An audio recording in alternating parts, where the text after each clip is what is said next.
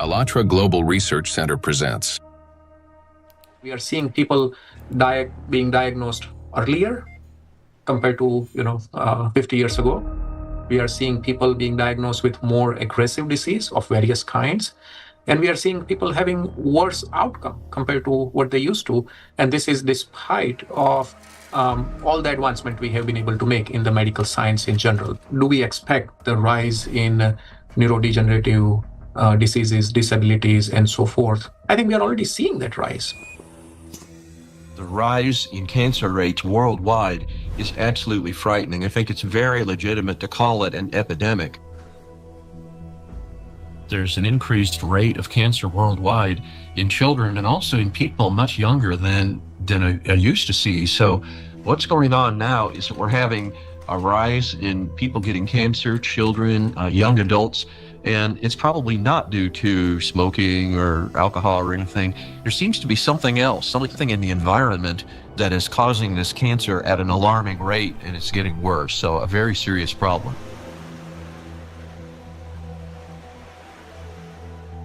Diseases are emerging early in life. Today's generation is getting sick at ages when their parents were still healthy. And what's worse is that they're often battling not just one, but multiple chronic diseases simultaneously. How can this be happening despite all the advances in modern medicine? What if behind this rapid global decline in human health, there lies a hidden factor, one that we've overlooked all along? Nanoplastics, a threat to life. We're talking about microplastics, tiny particles that can't be seen with the naked eye. They're much thinner than a human hair, extremely fine. From the molecular level to the scale of entire ecosystems, understanding microplastics is crucial for protecting the biosphere and public health.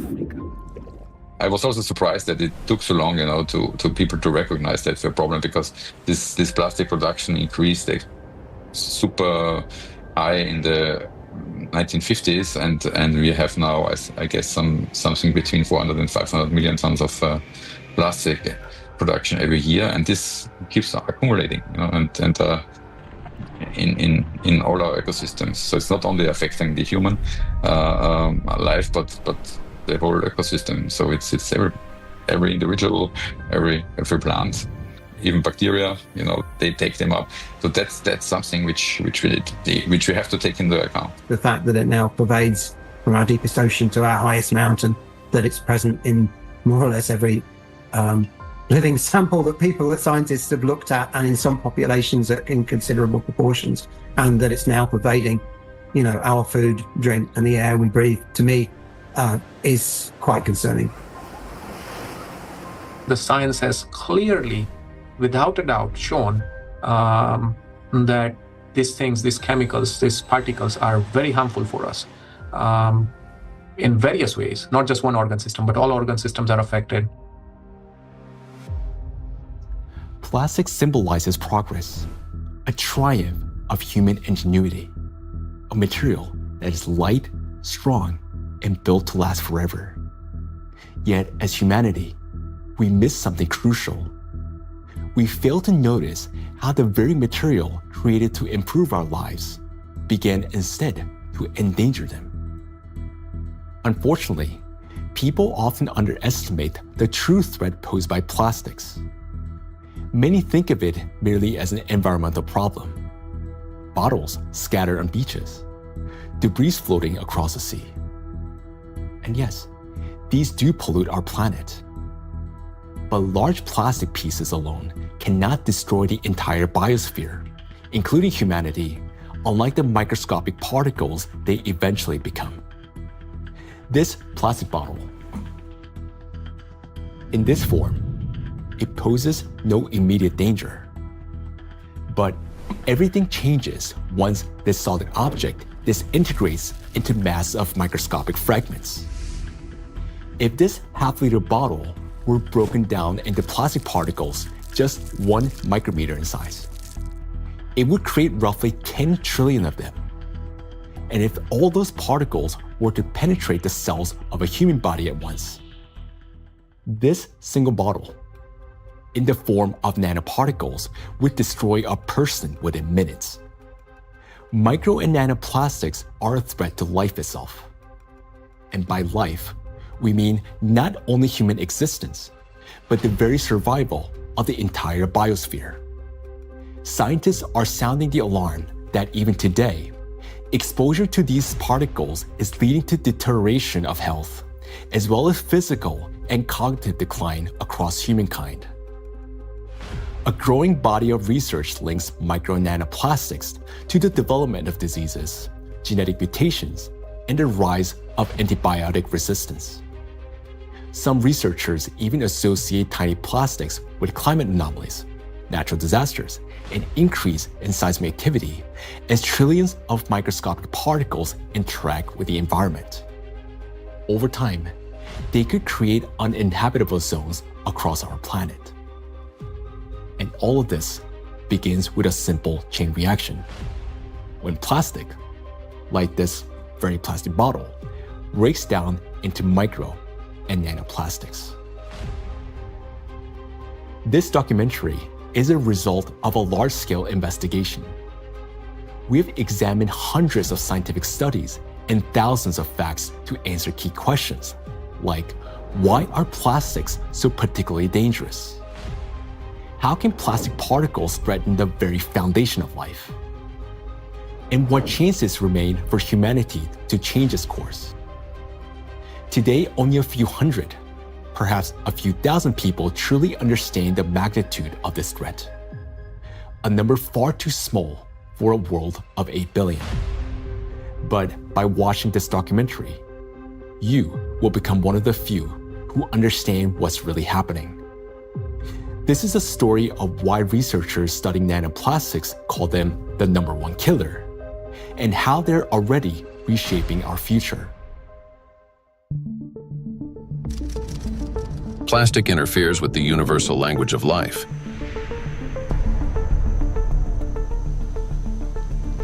We are living in an era when life on Earth is disappearing faster than ever since the age of the dinosaurs. Currently, the extinction rate of species is 1,000 times higher than the natural extinction rates, making our time one of the most devastating periods in all of history in terms of biodiversity loss.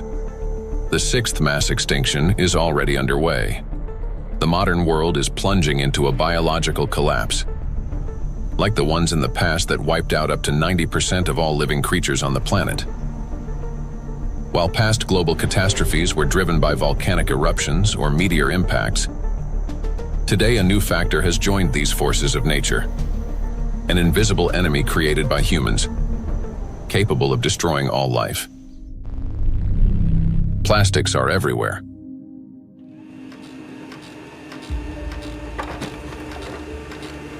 Since the mid-20th century, humanity has produced more than 9 billion tons of plastic, a material that was meant to make life easier, but has instead become a deadly trap for nature and for humanity.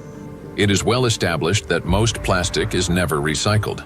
Professor Antonio Ragusa, an Italian obstetrician gynecologist and researcher who first identified microplastic in the human placenta, explains how it continues its journey through the biosphere. Of the millions and millions of tons of plastic we produce, less than 10% gets recycled. More than 90% is dumped into the environment. And when plastic gets dumped into the environment, it slowly breaks down into smaller and smaller particles, eventually becoming very small, microplastics, or even tiny nanoplastics.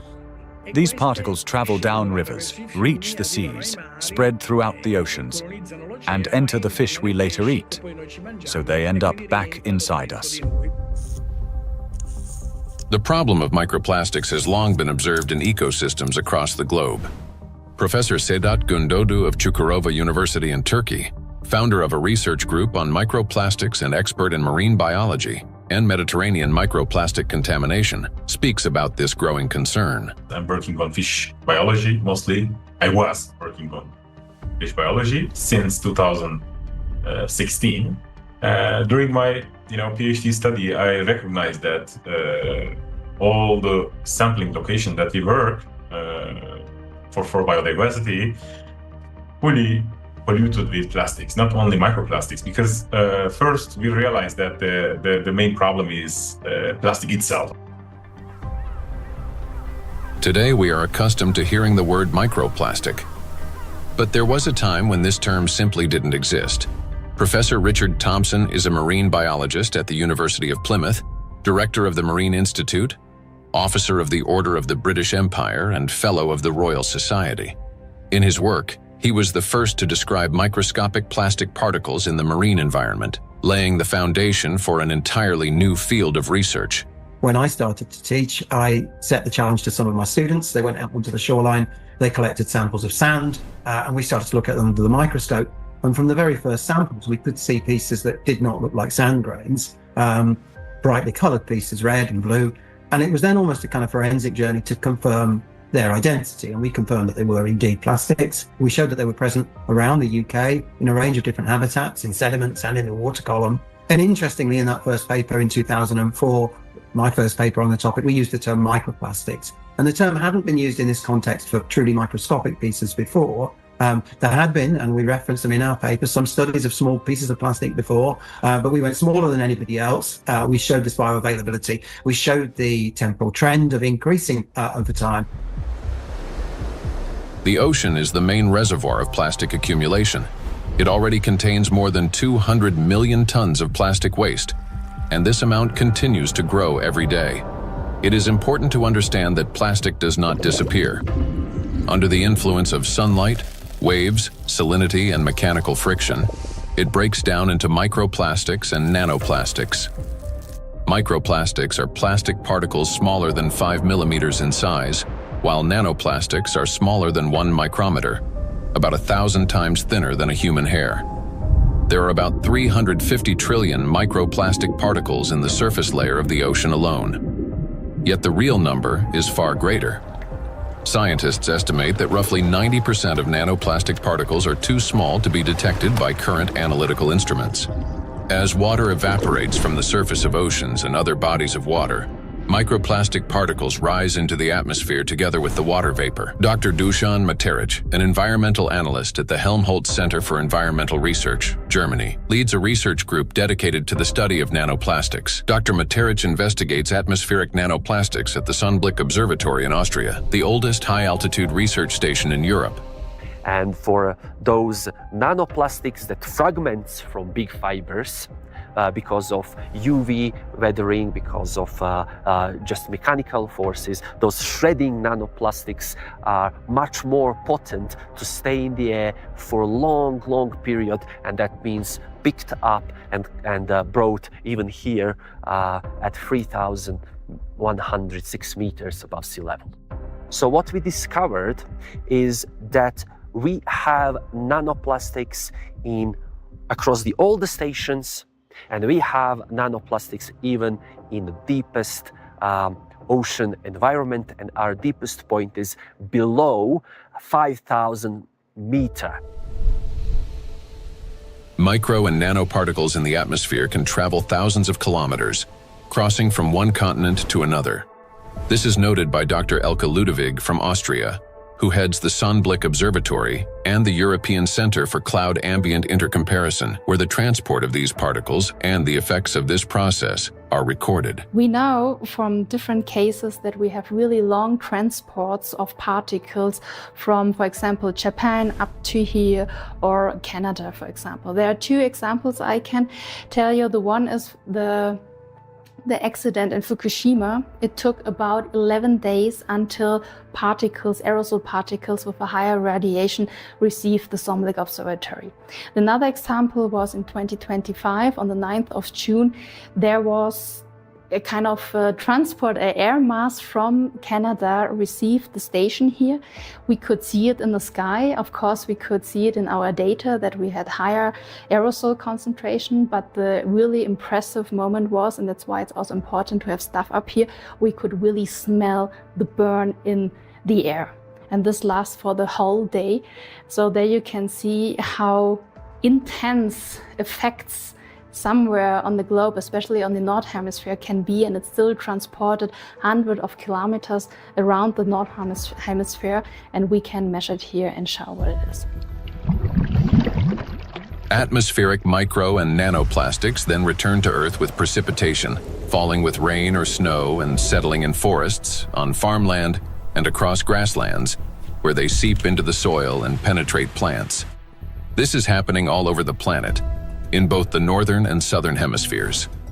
Liliana Cáceres Sanchez, MSc in Science, Technology and Health, a biologist specializing in ecotoxicology and environmental protection, and a researcher at the Center for Research in Exact Sciences and Engineering at the Bolivian Catholic University San Pablo, notes that microplastics are present in natural environments, in living organisms, and in food products. In recent years, we've conducted analyses of soil, air, and both surface and groundwater in Cochabamba. We have also examined lakes and lagoons, and in all of these samples, we have found microplastics. The fact that we found microplastics even in areas with no human presence suggests that microplastic particles are actively moving through the environment. In addition, we identified their presence in food and in living organisms. We detected microplastics in milk and other pasteurized products such as yogurt. They were also found in wild animals, for example, in the Titicaca water frog and in fish from a lake near Cochabamba called Angostura. These findings confirm that microplastics have already become part of our food chain and ecological chain. Due to microplastic pollution, 1 in 10 grains of the world's 3 main food crops, rice, wheat, and corn, may die before harvest. In addition, researchers from the University of Catania have found high concentrations of microplastic particles in apples, pears, carrots, potatoes, lettuce, and broccoli. Overall, apples and carrots contained the highest levels of contamination, and fruits were found to have more plastic particles than vegetables. On dairy farms in several countries, microplastic particles have been found in samples of hay and other types of cattle feed. The presence of microplastics has also been confirmed in the milk and meat of cows and sheep, as well as in the lung tissue of pigs and in the stomachs and intestines of domestic ducks. This means that plastic has now become inseparable from livestock farming. Scientists from the University of Newcastle in Australia estimate that the average person today consumes around 250 grams of plastic per year through food, the weight equivalent of 50 plastic bags. Moreover, humans inhale micro and nanoplastics. According to studies, an adult can inhale up to 106,000 microplastic particles during a 2-hour walk in a large city. And in areas near bodies of water, that number significantly increases. We encounter micro and nanoplastic every day when we brush our teeth, take a shower, eat, run errands, go for a walk, wear our clothes, use household appliances, or take medications, and when we are working on a computer, riding public transport, drinking coffee on the go, shopping in a supermarket, or relaxing outdoors. Micro and nanoplastics are everywhere, and we barely notice how deeply these particles have become embedded in our everyday lives today. There are 3 ways plastic gets into the body: through inhalation, through the skin, and through food. And what happens next? It enters the bloodstream. Until fairly recently, about 15 years ago, people thought plastic was inert. And in fact, if you look at these plastic pellets, not microplastics but larger macroplastics, even if you put them in water, they just sit there quietly. It seems like they don't interfere much with the environment. But once they break down into micro and nanoplastics, they get into the human body through those 3 pathways, enter the bloodstream, and from there reach all the parenchymal tissues, that is, the organs, kidneys, liver, heart, arteries, veins, placenta, breast milk. Micro and nanoplastics have already become an inseparable part of the human body. They accumulate in the tissues of the intestines, heart muscles, and in the endocrine and reproductive organs, disrupting their functions. There isn't a single place in the human body they cannot penetrate. Studies show that the highest concentrations of nanoplastic have been found precisely in human brain tissue. Professor Lucas Kenner, a pathologist cancer researcher, director of the Christian Doppler Laboratory for Applied Metabolomics, and scientific director of the Micro-1 project studying microplastic and its effects on health, explains how micro and nanoplastic particles can evade the body's defense mechanisms and reach the brain within just a few hours. And we found out that particles which are in the bloodstream and cover themselves with cholesterol molecules, they easily can enter the blood-brain barrier, which is a very strict body barrier and protects the brain from toxic outside or even therapeutic substances. So it's, it's difficult, for instance, to treat brain tumors because the blood-brain barrier is so strict also for medications. But particles can enter quickly because they cover themselves with molecules will help them enter the blood-brain barrier. And this is for me, it was really very striking to see that, that these particles in 2 hours after we give them an oral gavage, they're already in the brain. Scientists at the University of New Mexico have found that in every gram of brain tissue in middle-aged individuals, there are about 4,900 micrograms of plastic. This means that today, around 0.5% of the human brain is composed of plastic. Simple calculations show that the human brain contains on average around 7 grams of plastic, roughly the weight of a plastic teaspoon. And such a teaspoon is already inside the human head. It is well known that micro and nanoplastics are dangerous because of toxic chemical additives they contain, such as phthalates and bisphenols. Treating diseases associated with just 3 chemicals of the most toxic additives found in plastics costs humanity $1.5 trillion a year. But this is only the tip of the iceberg, as overall more than 16,000 chemical compounds are used in the production of various types of plastics, each carrying its own potential risks to human health.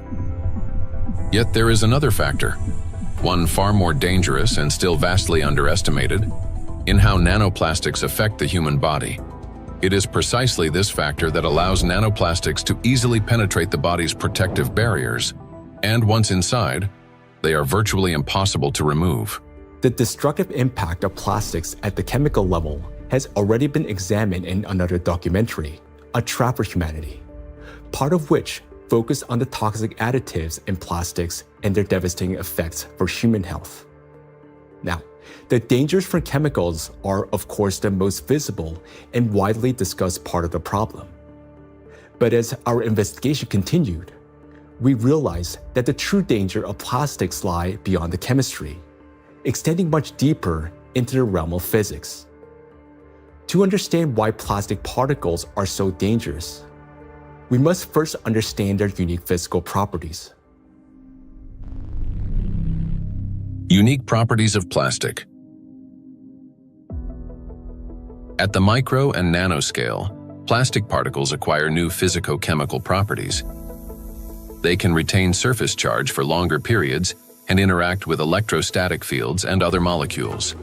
In this sense, micro and nanoplastics can be compared to an electret, a material that accumulates static electricity and holds it for an extended time. Moreover, plastic particles not only retain an electrostatic charge, but can also recharge it. This occurs through the triboelectric effect. That is, when plastic comes into contact with or rubs against other surfaces, including fabrics, cells, and liquids. In other words, plastic particles can recharge themselves, restoring their electrostatic charge again and again. To understand how the properties of plastic differ from those of other materials, we conducted a simple experiment. Here, inside transparent plastic cups, we suspended several objects made of different materials: a metal needle, a wooden matchstick, a copper wire, and a strip of magnesium. Now, while these objects remained motionless when a plastic rod was brought close, everything changed dramatically when we rubbed the plastic rod against the wall. That is, all the suspended object began swinging and moved toward the rod. So, what caused this reaction? The answer lies in the electrostatic charge that formed on the plastic surface. For example, a wooden rod, unlike plastic, cannot hold such a charge. even after rubbing it with wool. The material caused no movement. The same was true for metal scissors, which showed no effect until the material touched a magnet. Only then did the metal needle respond. So this experiment clearly shows how material responds differently to electric and magnetic fields. Now, plastic stands out among other materials because it can not only accumulate, but also retain electrostatic charge for a prolonged period. This is distinct from wood, which quickly dissipates charge because of its moisture content, and therefore has little effect on other nearby objects. It's a dielectric material. Metals, on the other hand, do not hold charge but quickly redistributes it across their surface. They're conductors. Magnets, meanwhile, create magnetic rather than electric fields and thus cannot attract electrically neutral objects in the way a charged plastic can. So this is what makes electrostatically charged plastic so dangerous. It is an invisible force capable of changing everything around it. Once charged, plastic can attract even neutral particles, disrupting many natural physical processes. And as plastics breaks down into smaller fragments, micro and nanoplastics, it doesn't lose its properties. In fact, the impact of plastic on the environment and living organisms only intensifies as the particles become smaller. It's the charge that makes plastic especially dangerous to all life on our planet. Therefore, plastic cannot be regarded as passive waste. It is an active, electrically charged material capable of interacting with nearly all substances on Earth, from atmospheric particles to living cells. The smaller the plastic particle, the more active it becomes, and the more dangerous its impact.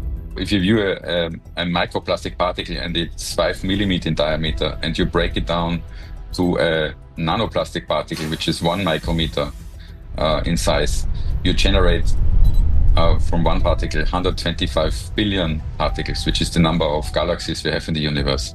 And the surface of these particles is 5,000 times larger than the 5 millimeter particle. So this just exemplifies how big an issue the breakdown of those plastic particles in even and all the time smaller particles. And these particles have maybe total different properties than the large 5 millimeter particles. So you not only change the size, but also the surface and the properties of the particles. Nanoplastic has an enormous surface area compared to its mass. It's like a tiny grain with the surface area of a football field.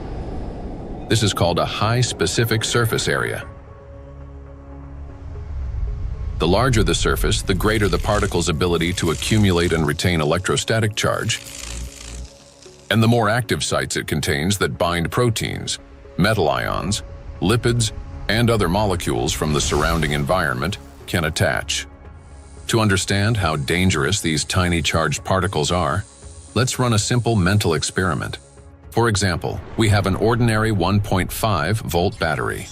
If we divide it into 125 billion tiny batteries, and suppose each of them still had the same power output of 1.5 volts, their aggregate power would equal 187.5 billion volts. Imagine how much greater the voltage will become. Similar things happen with plastic. When a single fragment of plastic is divided into 125 billion particles, each carrying a charge, the amount of charge increases. Today, millions of tons of plastic in our biosphere are constantly breaking down into smaller and smaller particles, each carrying an electrostatic charge that allows it to penetrate everywhere. Consequently, as the number of electrostatically charged plastic particles grows, an excess electrical potential builds up throughout our planet.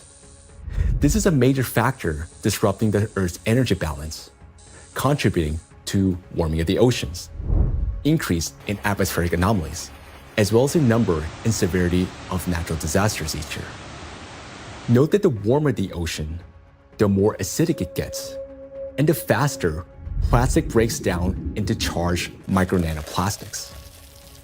This in turn leads to greater buildup of energy on our planet, amplifying all these processes in a self-reinforcing chain reaction. In addition, the smaller the particle, the more easily it penetrates the protective barrier of living organisms, including humans, triggering various chronic diseases and killing millions of people. We'll explore all of this in detail.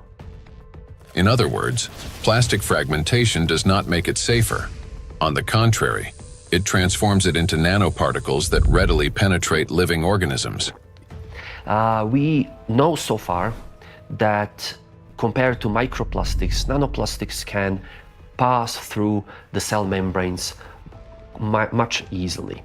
That means that they can go to our bloodstream, not just us animals as well, and they can be carried to certain organs, deposited there, hard to be excreted back and things like that. This is why nanoplastic is far more dangerous than microplastic, as its capacity to accumulate electrostatic charge is significantly greater. Due to their electrolyte behavior and small size, plastics do not remain inert particles. They become charged and transform into trillions of micro and nano killers. It is through this charge that tiny plastics can penetrate deep into the living tissues and even destroy them. Today, these particles are everywhere, and they're already interfering with the delicate electrical processes in nature. Now, we often think of electricity as something artificial, confined to light bulbs, batteries, and wires. But in reality, electrical impulses are the very language of life. That is, they enable the entire biosphere to function. And it is precisely these natural processes that electrostatically charged micro and nanoplastics are now disrupting. Universal language of nature.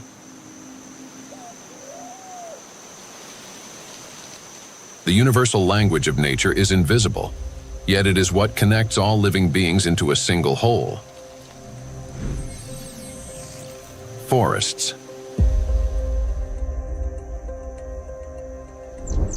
In forests, tree roots are linked with fungal networks, forming a complex and interconnected system beneath the soil that scientists call the wood wide web.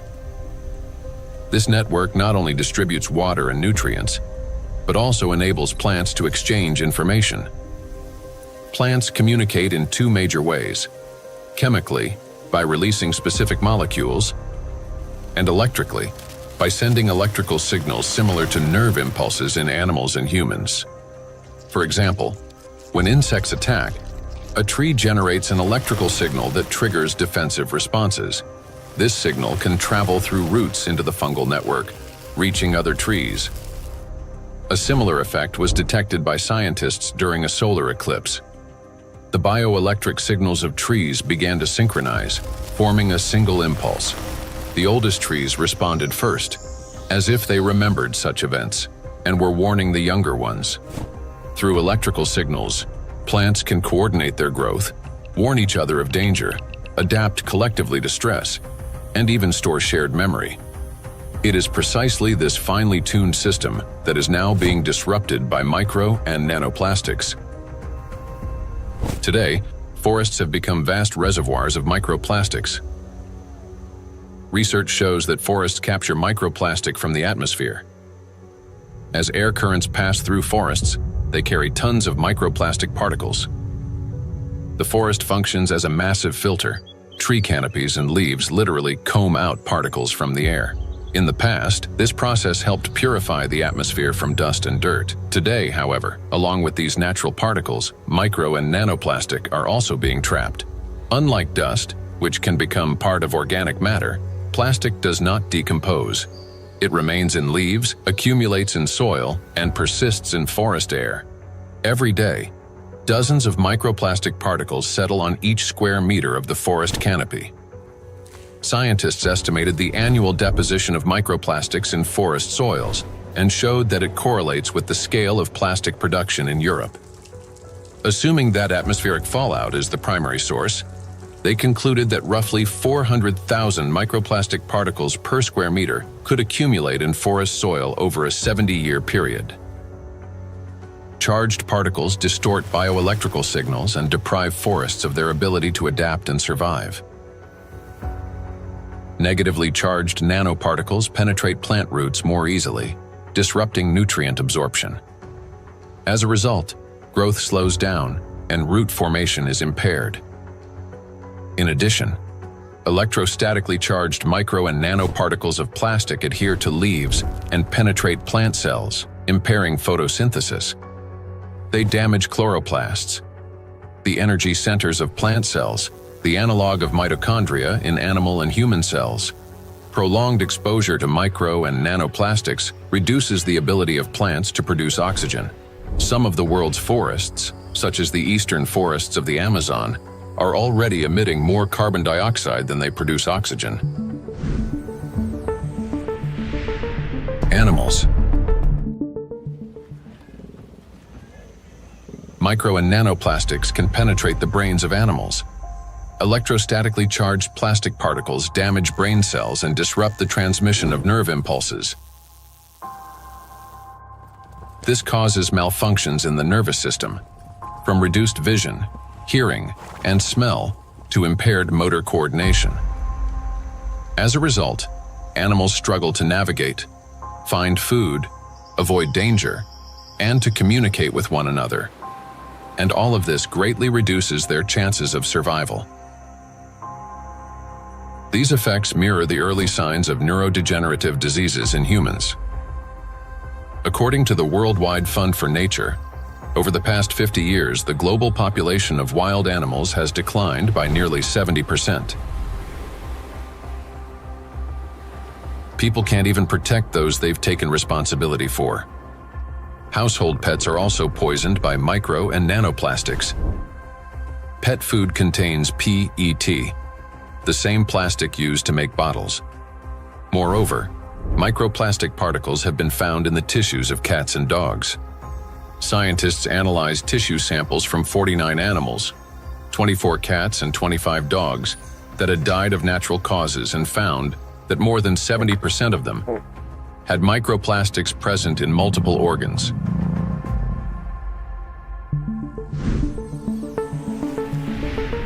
Insects. The rate of insect extinction is 8 times higher than that of mammals, birds, or reptiles.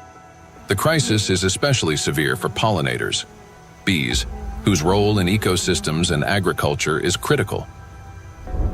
Wild and domesticated bees pollinate 75% of agricultural crops and 90% of wild flowering plants.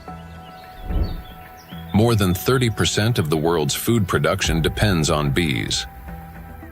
Today, populations of honeybees and wild bees are declining rapidly. If this trend continues, half of all bee populations may disappear within the next decade.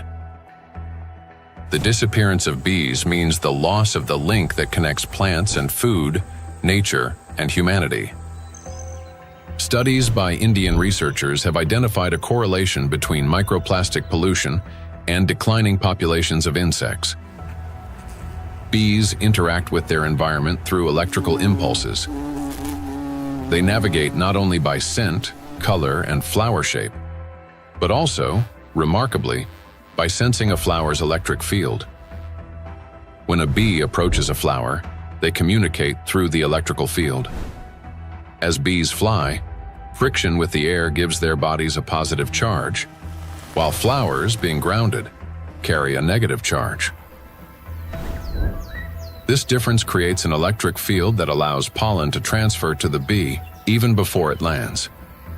Experiments have shown that bees can distinguish flowers by their electric fields, associate specific electrical signals with the presence of nectar, and even determine a flower's freshness by the strength of its residual charge. After a flower has been visited, its electric field weakens, and other bees can read the signal that the flower contains less nectar. Moreover, the bee's own electric charge can stimulate a plant to release fragrance, attracting even more pollinators. Thus, an entire electrical communication system operates between bees and flowers. The electrostatic charge carried by micro and nanoplastics distorts these electrical impulses, affecting the bee's brain and nervous system. As a result, bees can no longer recognize flowers, locate nectar, find its way home, or identify members of their colony. Even the smallest doses of microplastics can be lethal to bees. Bees are covered in sensitive hairs and constantly interact with their environment, allowing plastic particles to settle on their bodies and easily penetrate them. One of the leading experts studying the impact of microplastics on insects is Professor David Baraki, PhD in ecology and animal ethology, biologist, and head of the Cognitive and Behavioral Ecology Lab, B-Lab, at the University of Florence. We already know from our studies and studies from other colleagues that, for instance, the microplastic can affect the gut microbiome.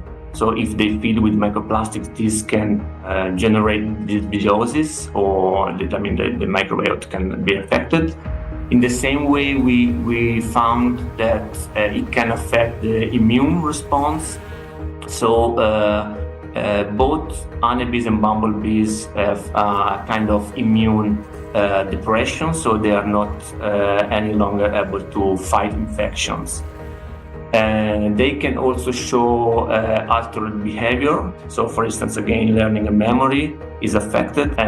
Polyethylene doesn't seem to harm too much honeybees, and polyestyrene had a strong impact not only on survival but also on learning and memory. So in our experiment, we really found that this polymer, concentration that we probably can find in environment can actually impair memory formation and memory retrieval.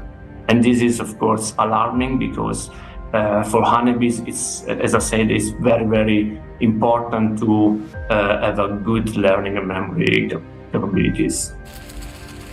When microplastics enter a bee's body through food or air, they damage the intestine, disrupt metabolism and reproductive function, weaken the immune system, and alter their behavior, even to the point of losing the ability to navigate.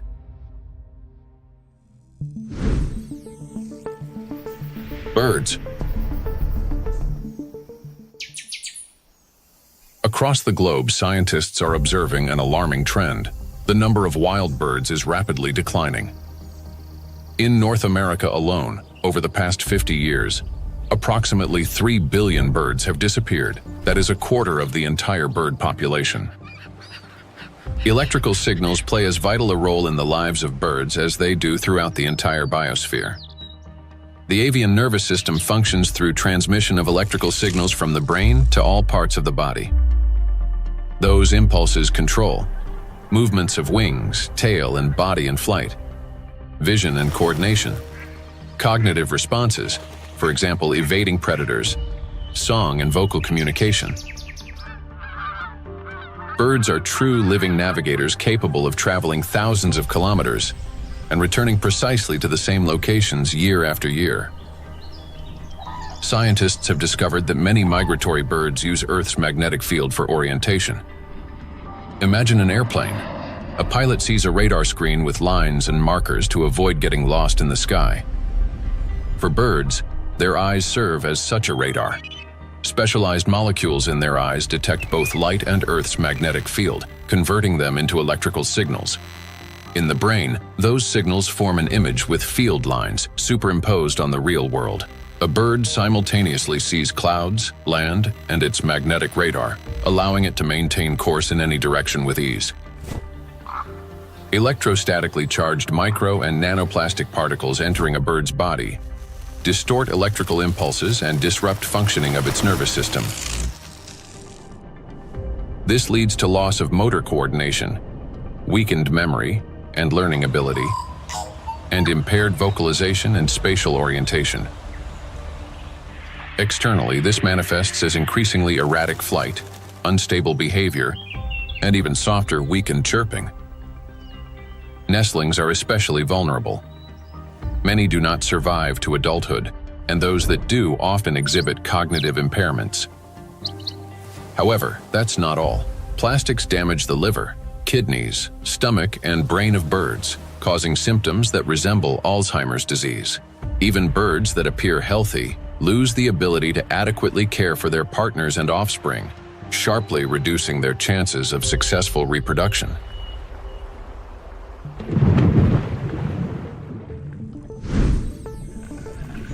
Marine life.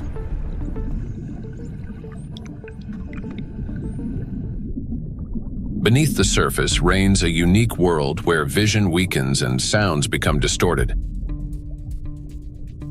In such conditions, marine life perceives reality differently. Through electroreception, the ability to sense faint electric fields and navigate by them. Predators such as sharks can detect tiny electrical impulses produced by muscle contractions and the heartbeat of their prey. Even if a fish remains motionless and hidden in sand, its bioelectric signals reveal its location. All living organisms in water generate continuous bioelectric fields due to ion flow across their skin. Those fields are subtly altered when the animal moves or when another living being appears nearby. Electrical impulses are an inseparable part of life itself, even underwater. Electrostatically charged micro and nanoplastics can distort or block those signals, which makes marine creatures especially vulnerable. As a result, marine animals and fish lose their ability to accurately locate prey, avoid predators, and follow migration routes. This threatens their survival and leads to population declines. Furthermore, fish exposed to microplastics exhibit a wide range of toxic effects, from immune system dysfunction to altered blood composition. Signs of neurotoxicity, growth retardation, and reduced reproductive capacity have also been documented in fish.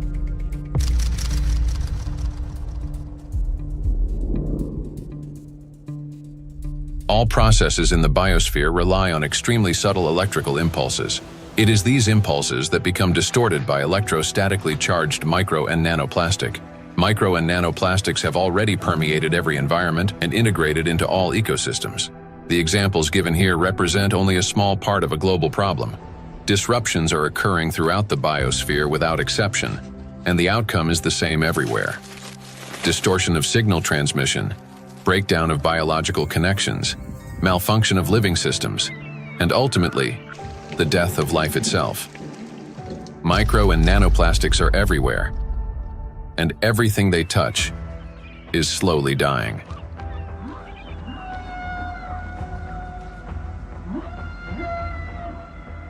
Charged micro and nanoplastics disturb the natural biological impulses that form the very foundation of life. Gradually, they erode the mechanisms that allow the biospheres to exist and interact. This decay begins from within, slowly, almost imperceptibly, yet inevitably. Even what appears healthy and alive today is already contaminated by micro nanoplastics. Today, so many of these particles have already accumulated on our planet that they will be enough to destroy the entire biosphere several times over. And their numbers continue to grow each day. Nature is not merely a habitat. It's our breath, our nourishment, and our protection. Humanity can survive without technology, but not without air, water, and living organisms. When life on Earth dies, humanity dies with it. The truth is that we do not exist separately from nature, no matter how much we try to convince ourselves otherwise. We're part of it. So you have probably guessed who we're going to talk about next. Yes, about us. Impulse of life. For humans, just like for all living beings in the biosphere, electrical signals are the pulse of life. The human body is, quite literally, an electrical system. The brain thinks with the help of electrical impulses. The heart beats because cells transmit electrical signals to one another, and muscles contract when they receive signals from the nervous system. Neurons play a key role in coordinating all body functions by generating and transmitting electrical impulses. How an electrical impulse is generated in neurons. Every neuron has a membrane with the so-called gates, ion channels. When a signal needs to be transmitted, some of these gates open, and ions begin moving quickly into or out of the cell. This flow of ions changes the membrane's electrical charge, creating an electrical impulse. The impulse travels along the neuron and transmits information further to other cells. How you communicate, whether you interrupt, speak quickly and emotionally, or on the contrary, whether you're apathetic, how you scroll through a news feed on your phone, whether you rush or move slowly, depends largely on the balance of ions. When this balance is disrupted, a person can become overly irritable, or, on the contrary, sluggish. Every movement and reaction of our body is based on electrical impulses in neurons and other cells. For example, if you accidentally touch a hot object, nerve fibers instantly transmit a signal to the brain, which commands the muscles. Pull your hand away. Without electrical impulses, the body wouldn't be able to maintain a stable internal state, homeostasis. Even the immune system cannot function without electrical impulses. The speed and strength of every immune cell's response depend directly on the quality of impulse transmission.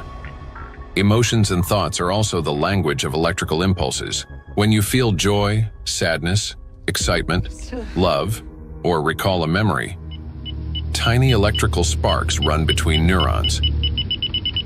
They're like messages between friends. One neuron writes, another reads, and passes it on. Through these chains, thoughts, emotions, and decisions are born.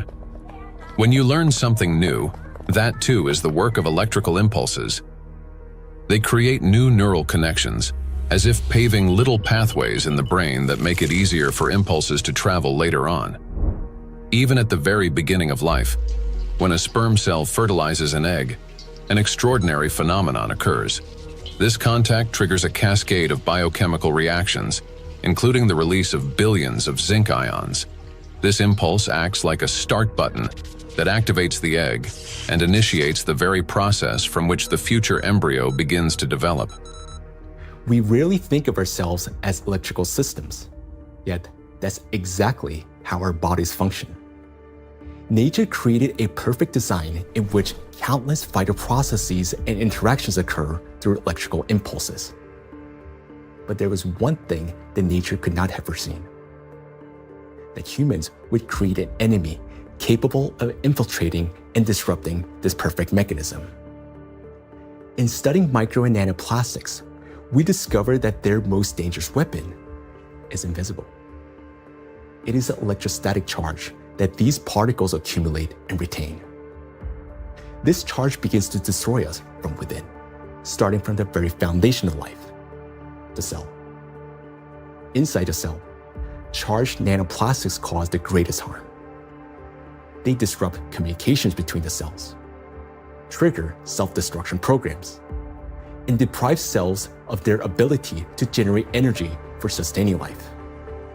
The question is, how do plastics do this?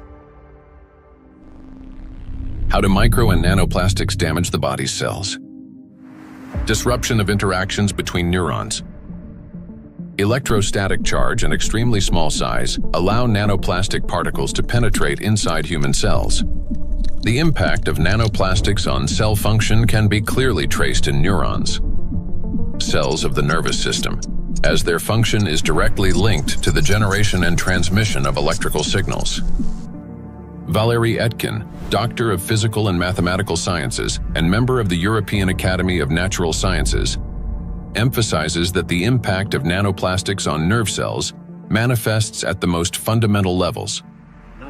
Nanoplastics significantly influence the generation and transmission of neural impulses through multiple mechanisms that disrupt ion transport and the electrical activity of neurons responsible for transmitting nerve signals in the body. Each neuron functions like a miniature battery. It constantly maintains a difference in electrical charge between the inside and outside of its membrane. This enables the neuron to be ready to transmit a signal at the right moment. charged nanoplastic disturbs this delicate balance, making the cell behave unpredictably. A neuron may activate prematurely, like a light flickering on without command, or conversely, fail to transmit a signal when needed. Such interference disrupts the operation of entire neural networks, like a city experiencing power outages, where neighborhoods go dark one after another, leading to a blackout. In addition, as shown by research conducted by Chinese scientists from Southern Medical University in Guangzhou, nanoplastic interferes with the operation of ion channels. Nanoplastic carrying an electrostatic charge can interact with these channels and alter their structure. As a result, the gates may fail to open or remain open for too long. This also disturbs normal signal transmission throughout the nervous system. When electrostatic interactions occur with charged membrane lipids, they cause a redistribution of charged lipids and proteins within the membrane, which leads to impaired functionality of these lipid membranes. This results in localized changes in ion concentration and the formation of ion concentration gradients around charged particles. The function of ion pumps, which are essential for maintaining ion balance, becomes disrupted. Ion pumps are mechanisms that move substances against their concentration gradients, a process known as active transport. When these processes become unbalanced, they accumulate energy that can later be used by biological systems to perform work. And so, the work of these pumps may be disrupted, yet it's one of the core mechanisms underlying biological activity. Signal transmission between neurons is a complex yet remarkably coordinated electrochemical communication process in which special molecules, neurotransmitters, play a crucial role. These molecules act as couriers, transferring information from one neuron to another in a strictly ordered manner. Nanoplastic particles carrying an electrostatic charge can interfere with the release of neurotransmitters or trigger their discharge without proper signaling. As a result, chaotic and false signals emerge in the brain, as if the nervous system can no longer distinguish what messages to send, when to send them, or where they should go. Any disruption in communication between neurons inevitably affects our mental state. If you find yourself becoming forgetful or absent-minded, if you have difficulty concentrating or remembering even simple things, it may be a sign that the degradation of neural connections has already begun. Nanoplastics not only interfere with communications between neurons, but they also penetrate directly into cells and even trigger their self-destruction. Cells start the process of self-destruction. Each cell continuously produces specific molecules known as reactive oxygen species. These molecules participate in processes of growth, division, and programmed cell death. Under normal conditions, their levels are regulated by the cell's defense system, antioxidants, acting as cleaners. Antioxidants rapidly neutralize excess reactive oxygen species, preventing them from damaging the organism. When a cell is exposed to irritants, such as infection, injury, or toxins, it produces elevated levels of reactive oxygen species, which in excess can damage vital cellular structures. This leads to oxidative stress, a kind of chemical assault within the cell. In response to damage and oxidative stress, a natural defense mechanism is activated: inflammation. Its purpose is to eliminate the source of injury and restore balance. However, in the case of electrostatically charged nanoplastic, this mechanism ceases to function properly. Plastic particles remain inside the cell and act as a continuous irritant. The inflammation does not subside and becomes chronic. As a result, DNA, proteins, membranes, and other key cellular structures are damaged. Ultimately, the cell either can no longer function properly or initiates its own self-destruction. We've done remarkable studies and discovered that plastic embeds itself inside the cytoplasm. The cytoplasm contains organelles, small structures that keep the cell alive and functioning. Plastic gets into the cytoplasm and stays there. It becomes surrounded by a membrane. Similar to the cell membrane, the cell isolates it because it wants to destroy it. And it starts producing enzymes and other substances the cell normally uses when it's invaded by microbes, viruses, bacteria, or antigens. But unlike those natural invaders, plastic is indestructible, as we said. So the cell is essentially subjected to chronic stress, and eventually it becomes diseased. The Microplastics Research Group at the Bolivian Catholic University in Cochabamba uses aquatic planarians, small organisms that serve as highly useful biological models. Their strong regenerative capacity makes it possible to detect early changes in cellular processes similar to those that occur in other animals. Microplastics, especially when combined with other pollutants such as metals, are already affecting living organisms. Microplastics can trigger oxidative stress, an imbalance between the production of reactive oxygen species and the body's antioxidant capacity. This oxidative stress directly affects cellular metabolism, disrupting the functions of proteins, lipids, and nucleic acids, which can lead to changes in growth, regeneration, and the overall physiology of organisms. Thus, exposure to electrostatically charged nanoplastic leads to oxidative stress, inflammation, and consequently, the death of not only neurons, but also other types of cells. Oxidative stress is like a fire burning inside a cell, while antioxidants are like firefighters that work to extinguish it. Note that nanoplastics act as a fuel for the fire, feeding it endlessly until the cell is consumed from within. Yet, that's not all nanoplastics do inside our cells. They also destroy the cell's power plants, the mitochondria. Every cell lives and functions thanks to the energy produced by mitochondria. That very energy powers all processes in the body, from cell division to hormone synthesis. Even the electrical impulses that we've been talking about depend on the energy from mitochondria. And it is precisely this vital source of life that charged nanoplastics attack.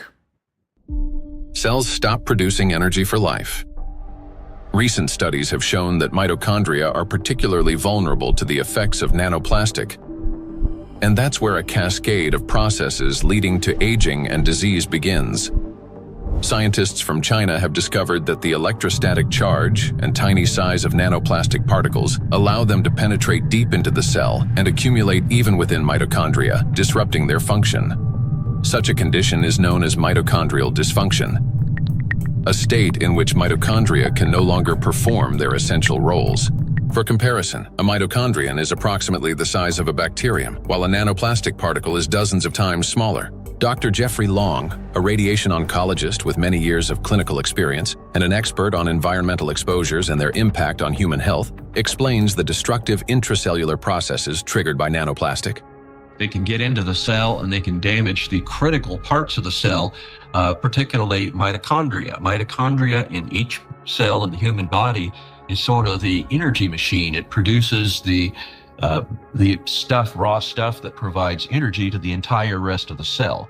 And it is frightening to understand, and increasingly so with increasing scientific studies, that nanoparticles nanoplastics, as they get in, are actually damaging the mitochondria, that energy-producing part of the cell.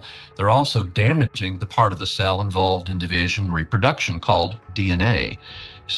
And certainly they can affect other molecules and proteins within the cell. Mitochondria are the cell's energy and signaling center.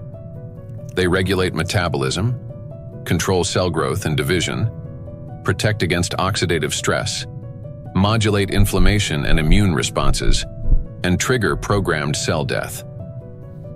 One of their key functions is cellular respiration, the process by which energy is produced. Energy in the human body is generated as follows.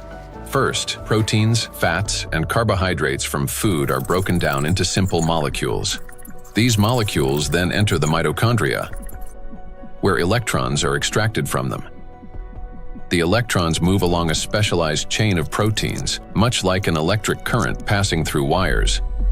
This electron flow drives the mitochondrial energy machinery, resulting in the production of ATP, the universal fuel that powers all organs and tissues. A single mitochondrion can produce up to 10 million molecules of ATP per day. However, electrostatically charged nanoplastic interferes with this delicate process.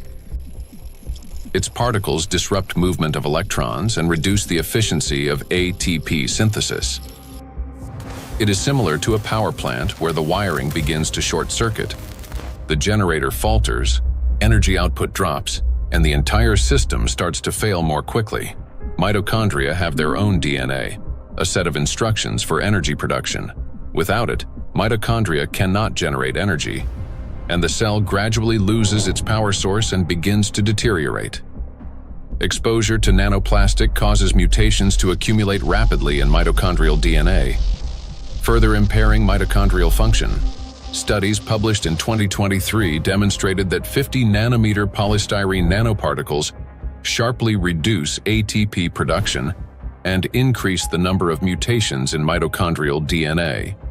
We have studies on this, with dramatic images taken using a scanning electron microscope, as well as a transmission one, where you can actually see plastic destroying the mitochondria, the structures that produce a cell's energy. Chronic exposure to nanoplastic turns cells into a battlefield. Their electrostatic charge prevents mitochondria from carrying out their essential functions, and this disruption marks the beginning of the slow decline of cells, tissues, and organs. We have now seen the key mechanisms by which charged nanoplastic particles damage cells. Each of these processes is destructive on their own, but they also occur simultaneously and amplify one another's effects. This chain reaction unleashes avalanche of damages leading to cell death, and ultimately causing systemic breakdowns and accelerating biological aging. Micro and nanoplastics accelerate aging. We tend to think that aging begins with wrinkles, gray hair, or fatigue. But in reality, it starts deep within the cells, with mitochondrial dysfunction and failures in key biological processes. Over time, damaged and dying cells accumulate, and the body loses its ability to renew itself. Aging is the gradual wear and tear of life's internal mechanisms. Scientists identify several main mechanisms of aging, such as oxidative stress, mitochondrial dysfunction, chronic inflammation, telomere shortening, DNA damage accumulation, epigenetic alterations. These same mechanisms underlie various diseases. When mitochondria can no longer produce sufficient energy, when DNA damage accumulates, and when inflammation becomes chronic, the organism grows increasingly vulnerable. This is when conditions such as diabetes, cancer, heart attack, dementia, and Alzheimer's disease begin to develop, and they all share one root cause: the aging of cells and tissues. Here's the crucial point. Electrostatically charged nanoplastic induces the same processes: oxidative stress, DNA damage, mitochondrial dysfunction, telomere shortening, chronic inflammation, and epigenetic alterations. Thus, electrostatically charged nanoplastic artificially accelerates cellular aging. What once unfolded over decades can now progress many times faster under its influence. And we are already witnessing the consequences. Diseases are becoming younger. Scientists have found that modern generations develop illnesses earlier and accumulate more chronic conditions than their parents did at the same age. Even a difference of just a few years now translates into noticeably higher rates of disease.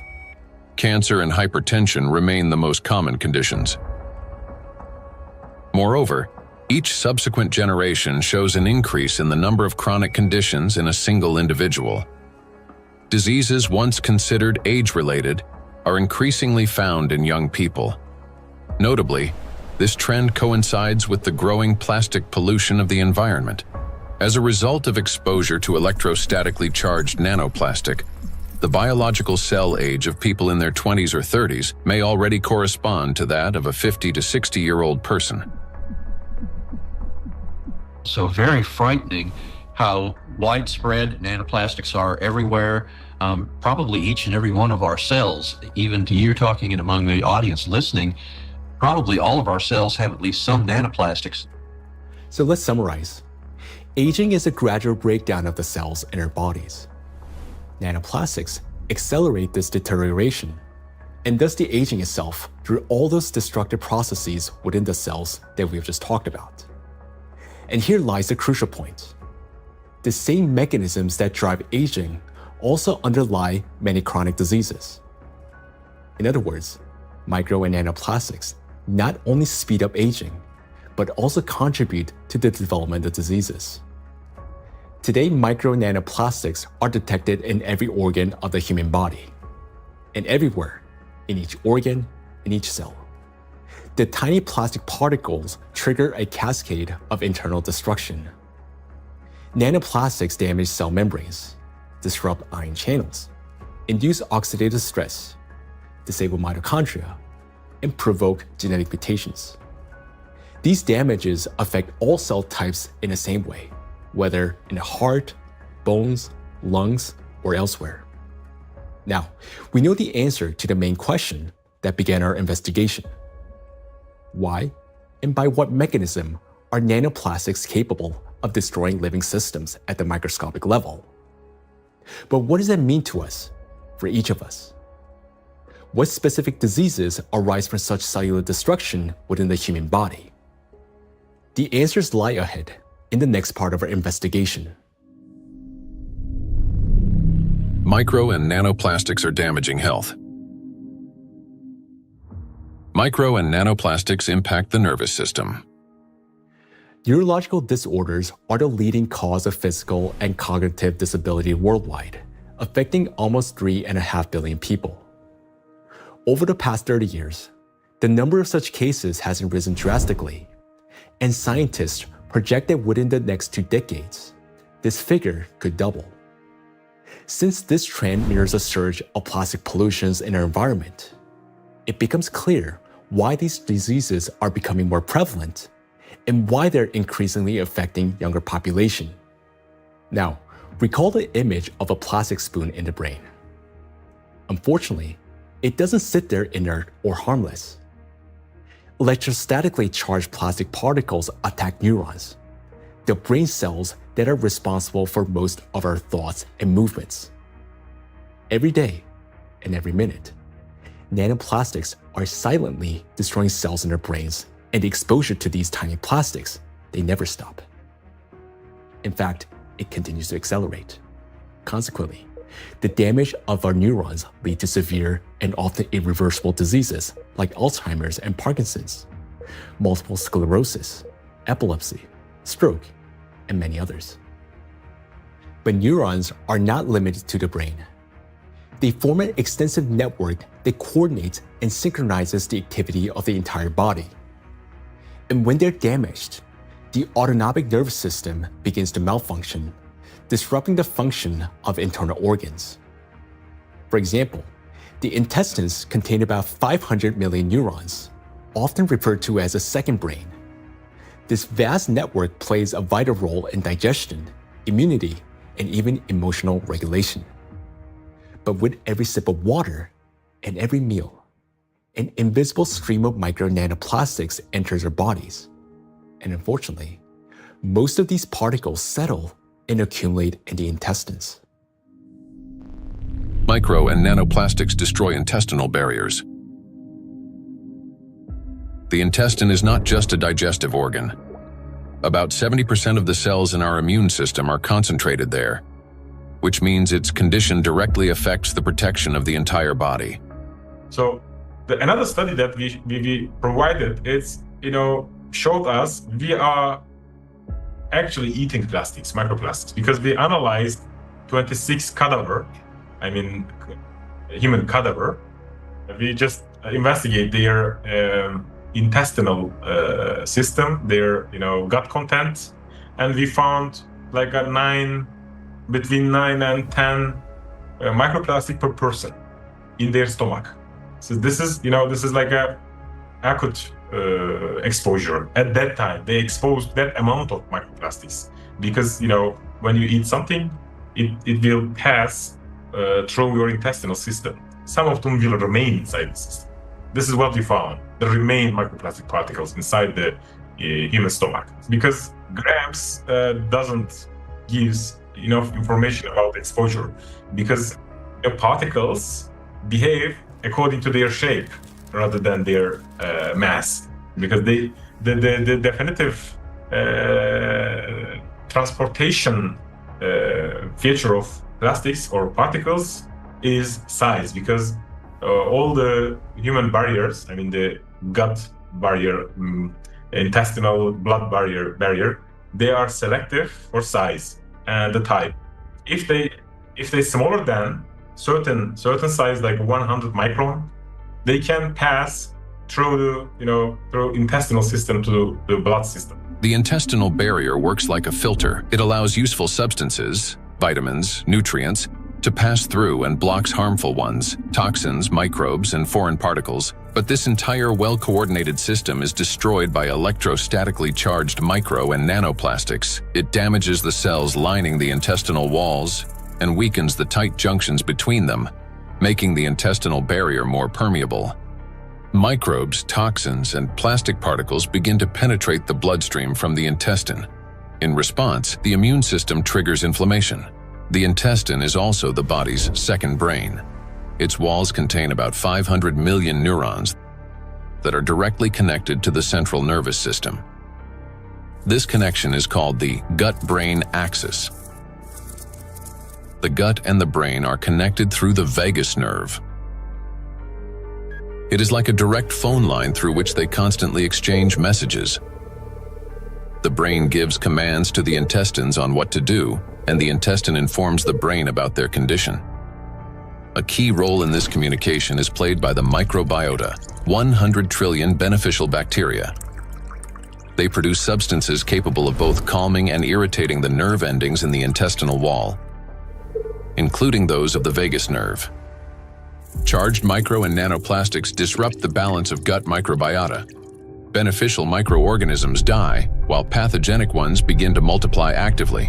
When this happens, the communication between the gut and the brain becomes distorted. When nanoplastics enter the intestine, it triggers a vicious cycle of destruction. The damage that begins in the intestine leads to systemic malfunctions throughout the body. The digestive, immune, nervous, and endocrine systems all suffer. This accelerates the body's aging process and increases the risk of serious diseases such as irritable bowel syndrome and inflammatory bowel diseases, allergies and autoimmune diseases, depression, anxiety and cognitive disorders, obesity and diabetes, cardiovascular diseases, neurodegenerative diseases, such as Alzheimer's and Parkinson's. Micro and nanoplastics destroy immunity. Researchers from the University Medical Center Utrecht discovered that immune cells exposed to nanoplastic die 3 times faster than those that are not. Such accelerated death of immune cells severely weakens immunity and reduces the body's ability to fight infections. This contributes to the spread of inflammatory reactions throughout the body. Scientists from Zhengzhou University and Henan Cancer Hospital in China have found that nanoplastics penetrate even into the bone marrow and the thymus, the organs where blood and immune cells originate and mature. The bone marrow performs 2 key functions. On the one hand, it is a blood cell factory, where red blood cells, white blood cells, and platelets are formed. On the other, stem cells of the bone marrow play a role in regenerating bones, cartilage, muscles, and fat tissue. The impact of nanoplastics on stem cells means damage to the very foundation of regeneration. First, blood formation worsens. Anemia can develop due to a lack of red blood cells. Immunity decreases due to fewer white blood cells. And the risk of bleeding rises because of platelet deficiency. Second, Damage to bone cells makes bones more fragile, increasing the risk of fractures and slowing their recovery. Nanoplastics not only destroy the immune system, but through its electrostatic charge, they also create conditions for the reproduction and resilience of pathogens. A study from the University of Illinois showed that positively charged nanoplastic particles increase physiological stress in gut bacteria such as E. coli, making them more pathogenic. The electrostatic charge plays the decisive role here. It is what increases the pathogenicity of microorganisms. At the same time, nanoplastic particles without electrostatic charge did not cause physiological stress in bacteria, and their danger to humans did not increase.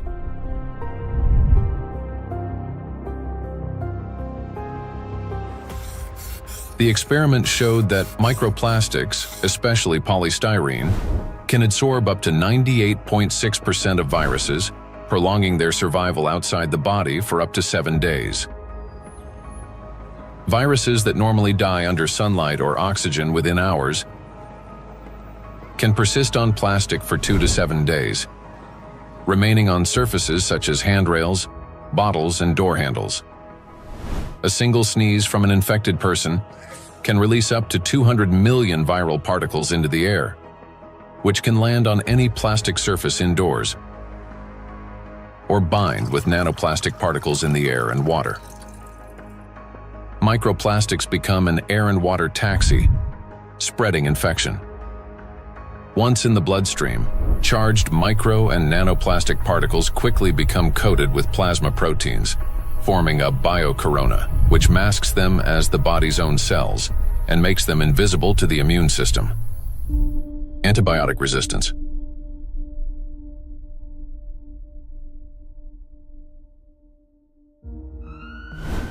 In 2019, antimicrobial resistance was directly responsible for more than 1 million deaths, with nearly 5 million additional deaths linked to related complications.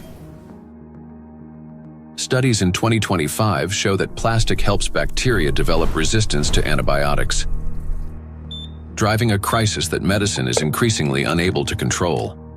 Why? Because plastic is the perfect platform for bacterial growth. On its surface, they easily form biofilms, a dense protective layer shielding bacteria from sunlight, drying out, immune system attacks, and, most importantly, from antibiotics. Just like viruses, bacteria can survive on plastic longer than on other materials, sometimes for 3 days or more. This makes microplastic an efficient carrier of dangerous microbes through water, soil, and food. Paul Dabzak, PhD in water chemistry and microbiology, researcher at Center for Research in Exact Sciences and Engineering at the Bolivian Catholic University San Pablo, notes that the presence of biofilms on microplastics makes them even more dangerous. In the laboratory, we study how microplastics interact with metals and microorganisms. We observe that microplastics can adsorb metals through both physical and chemical sorption processes, and that this ability increases in the presence of bacterial biofilms that develop on the surface of the particles. These interactions depend on the type of plastic and the size of the particles, which alters their electrostatic charges. This causes microplastics to act like a magnet, attracting even more contaminants to their surfaces. In laboratory conditions, researchers from Boston University found that when bacteria come into contact with microplastic, they activate a special metabolic process linked to electron transfer. Simply put, plastic particles can share electrons with bacteria, acting as a kind of power bank for them. This process is called extracellular electron transfer. It gives bacteria extra energy, which first of all, makes them stronger, helps them divide faster, mutate, and build resilient multi-layered biofilms that block antibiotics from penetrating. Secondly, this extra energy directly accelerates antibiotic resistance. What's worse, even after plastic was removed from the experiment, bacteria retained their new properties. They mutated, became more resistant, and continued forming strong biofilms on other surfaces, even without plastic support. This means plastics may accelerate the rise and spread of the so-called superbacteria that are resistant to drug treatment. According to WHO estimates, by 2050, antimicrobial resistance will claim 10 million lives every year. Meanwhile, new antibiotics are being developed far more slowly than bacteria evolve. So think about this. Charged microplastics not only help bacteria to survive, but they also enable them to mutate into superbacteria that are resistant to antibiotics. This discovery reshapes our perspective on plastic pollution because we now understand that the problem is far more alarming than we have previously believed. And each year, the threat of antibiotic resistance is growing. In many countries, standard drugs are already losing their effectiveness, and even common infections are becoming increasingly difficult to treat. If this trend continues, antibiotics could soon become entirely useless. Micro and nanoplastics affect the respiratory system. The inhalation pathway of micro and nanoplastics is especially dangerous because plastic particles carrying an electrostatic charge can reach not only the lungs, but also travel directly into the brain through the olfactory pathway.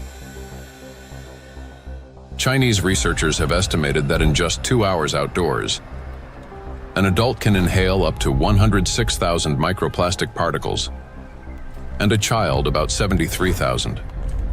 Given the lower body mass of children, the concentration of inhaled microplastics per kilogram is on average 4 times higher in children than in adults.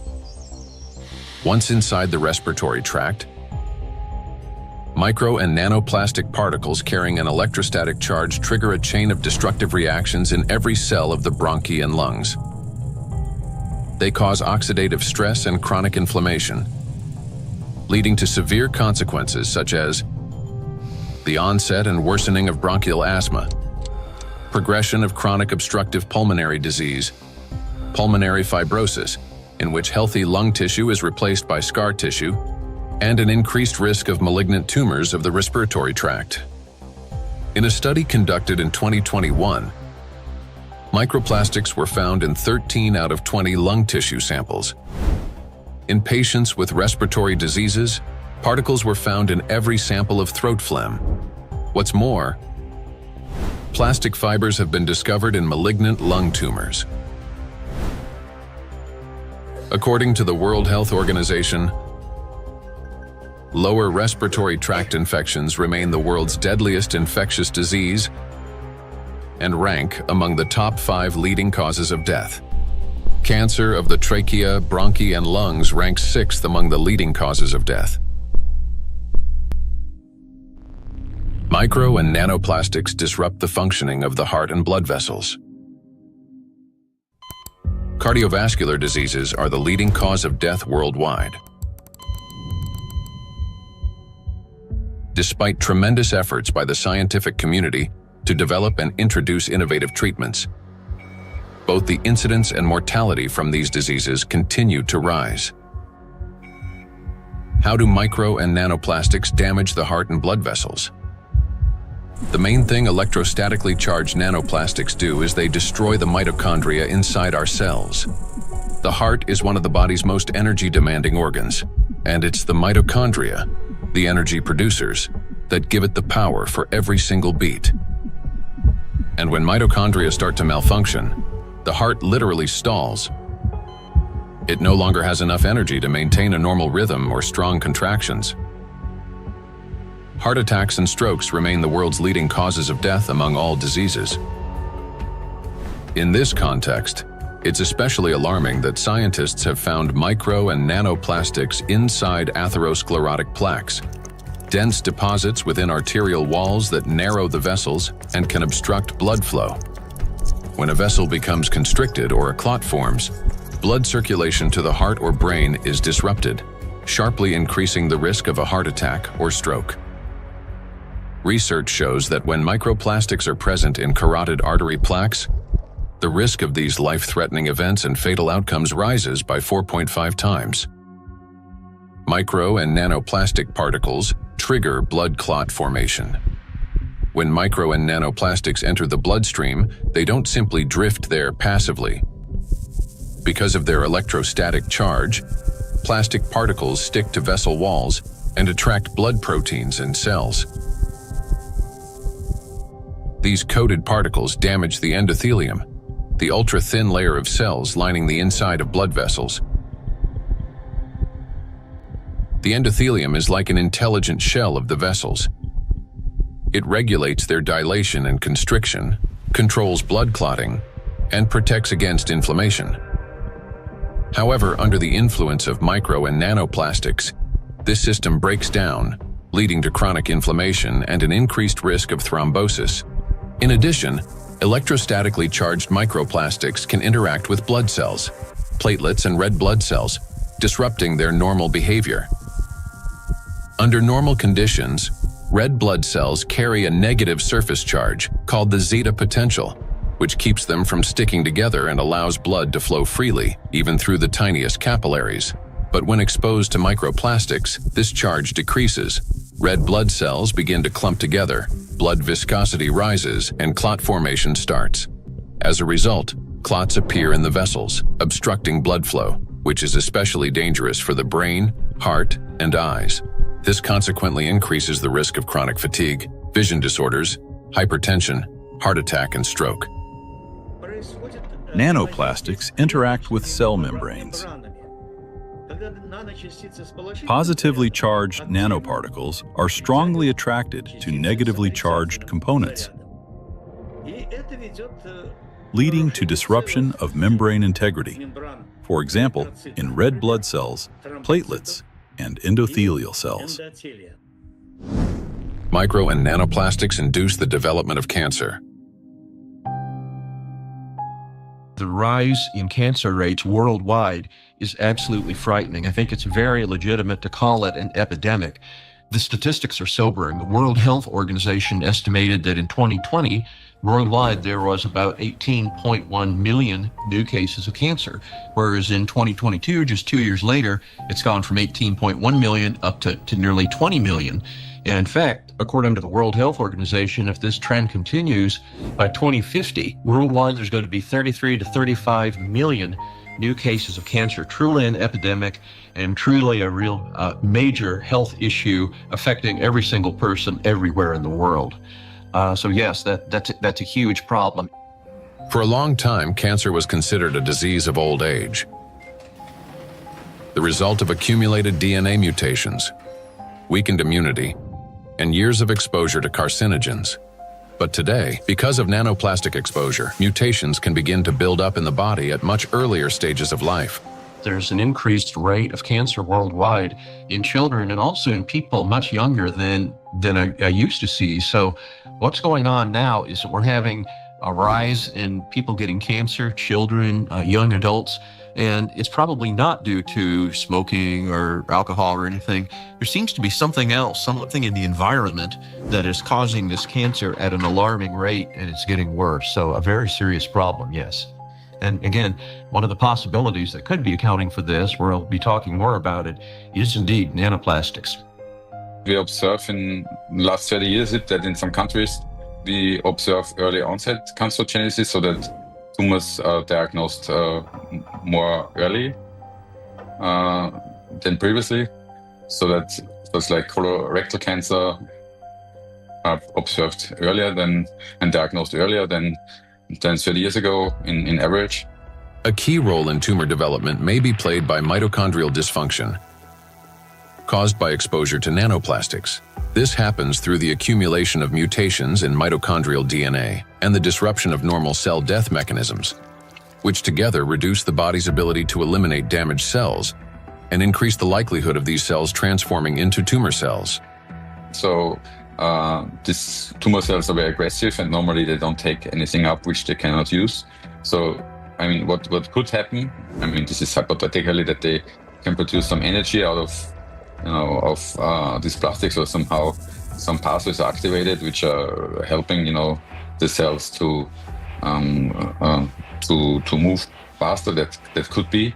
So we need to investigate that. So it's a very important question, and we are basically on that to find out what happens mechanistically in those cells, that they can use plastics to facilitate their migratory potential. Nanoplastics increase levels of reactive oxygen species in organ cells and tissues, causing oxidative stress that accelerates the growth of cancer cells, helps them spread to other tissues, stimulates formation of new blood vessels, enhances inflammation, and weakens the immune system. Moreover, the high level of oxidative stress caused by electrostatically charged nanoplastics promotes the survival of tumor cells and reduces their sensitivity to therapy, making malignant cells more aggressive. Anything that damages the normal cell DNA that is responsible for the growth and division of cells, that damage can contribute to that cell becoming malignant, growing and dividing and spreading uncontrollably. That's what cancer is. And that is certainly a concern about the effect of nanoplastics. And then above and beyond that, because nanoplastics affect so much of the cell's function, the oxygenation, the ability of a cell to function, above and beyond that, I'm concerned as a doctor that treats cancer that nanoplastics may be reducing the effectiveness of our cancer treatments. I'm a physician that treats cancer with radiation therapy, so I am concerned about nanoparticles adversely affecting the use of radiation therapy to control cancer. And there's actually been some preclinical research on this that does suggest that the nanoparticles, and certainly contributed to by the typical negative charge that they have, in addition to adversely affecting cells, can actually reduce the effectiveness of radiation therapy. There's certainly a significant theoretical reason to believe that the nanoparticles may reduce the effectiveness of cancer treatments, not only my modality of radiation therapy, but certainly I have the same concern about it reducing the effectiveness of chemotherapy or other systemic treatments or immunotherapy. Research by the Medical University of Vienna has shown that micro and nanoplastic particles remain inside cells far longer than previously believed, as they are passed on to newly formed cells during division. In addition, there are also early indications that these plastic particles may play a role in tumor metastasis. So that's one of the problems, that the tumor grows very quickly and then also disseminates. And what we observed is that these particles are kept by the cells even after cell division, and then they are helping the cells to migrate quicker, so they can move quicker. And that's a property which we also observe in tumor cells when they are in the body, so that they can move to other places and even metastasize. And so we have to assume that also in the body, that these tumor cells can basically use those plastics to proliferate and move around in the body. When I came to this plastic topic, I thought myself, that this is, we introduce here material which is potentially toxic, potentially accumulating over the years, over the decades of the centuries, so maybe for a very long time, affecting our health, but also the evolution. I not only mean the cancer evolution of how cancers originate, but even the evolution of new species and the evolution of the whole ecosystems. Nanoplastics affect every system in the human body. They act as a trigger, setting off a cascade of processes that lead to serious illnesses, all because of their electrical charge. Today, we know that nanoplastics play a significant role in the development of conditions that have become the leading causes of death worldwide. It may seem that the humanity has already faced its greatest threats: antibiotic resistance, autoimmune and neurodegenerative diseases, and cancer. Yet, there is something even more frightening than disease itself. Imagine living an ordinary life, feeling healthy, full of energy, going to gym, delivering a presentation, meeting friends. But then, a moment later, one suddenly dies. The body stops functioning as if someone has switched the lights off. Is there a link between MNPs and sudden death syndrome? Sudden adult death syndrome remains one of the most troubling and unexplained medical mysteries. A person may show no signs of illness, yet their life ends abruptly, leaving doctors and loved ones without an answer to the question, why? According to the World Health Organization, sudden arrhythmic death claims about 5 million lives worldwide every year. In Europe and the US, it accounts for up to 20% of adult deaths from cardiovascular disease. Traditionally, the main causes have been hidden heart conditions, coronary artery disease, arrhythmia, cardiomyopathy. But in recent years, researchers' attention has increasingly been drawn to a new risk factor: exposure to micro and nanoplastics. In order to understand how nanoplastics can trigger processes that can lead to sudden death, let's recall what they can do. As we know, the most destructive property of nanoplastic is the electrostatic charge on its surface, which allows these particles to interfere with the transmission of electrical impulses between cells and distort the signals that coordinate the function of organs and the body as a whole.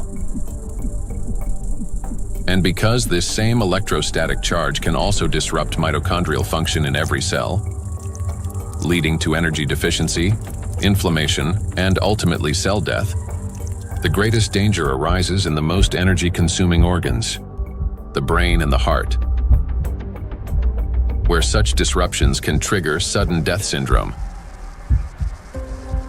Our brain controls breathing and heart function through precise electrical impulses. If nanoplastic blocks or distorts these signals, the heart can cease to beat or breathing can stop. And this breakdown is not sudden. It results from a gradual accumulation of disruptions. That is, the signals from the brain's cardiovascular center become increasingly distorted and unstable, step by step, impairing the transmission of electrical impulses within the heart muscle. While this initially appears as arrhythmias, the heart beating too fast, too slowly, or irregularly, these malfunctions worsens and eventually reach a critical threshold, at which point the rhythm collapses and the heart stops. To those nearby, it may seem instantaneous, but in reality, the failure has been long developing over time. A similar process affects breathing.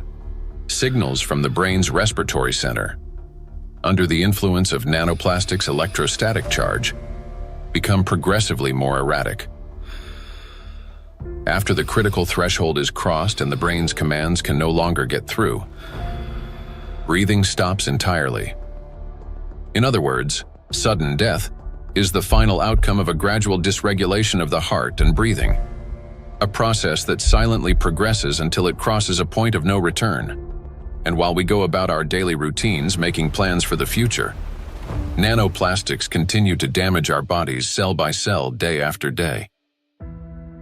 It is terrifying to realize how severely nanoplastics affect the human body. Even more disturbing is the fact that we cannot control our exposure to them. Nanoplastics enter our bodies constantly through the air we breathe, the water we drink, and the food we eat. This has already become our everyday reality. Today, we know that nanoplastics can disrupt the control centers in our brains for breathing and heartbeat, causing arrhythmias, bronchospasm, and pulmonary edema, which can result in sudden death.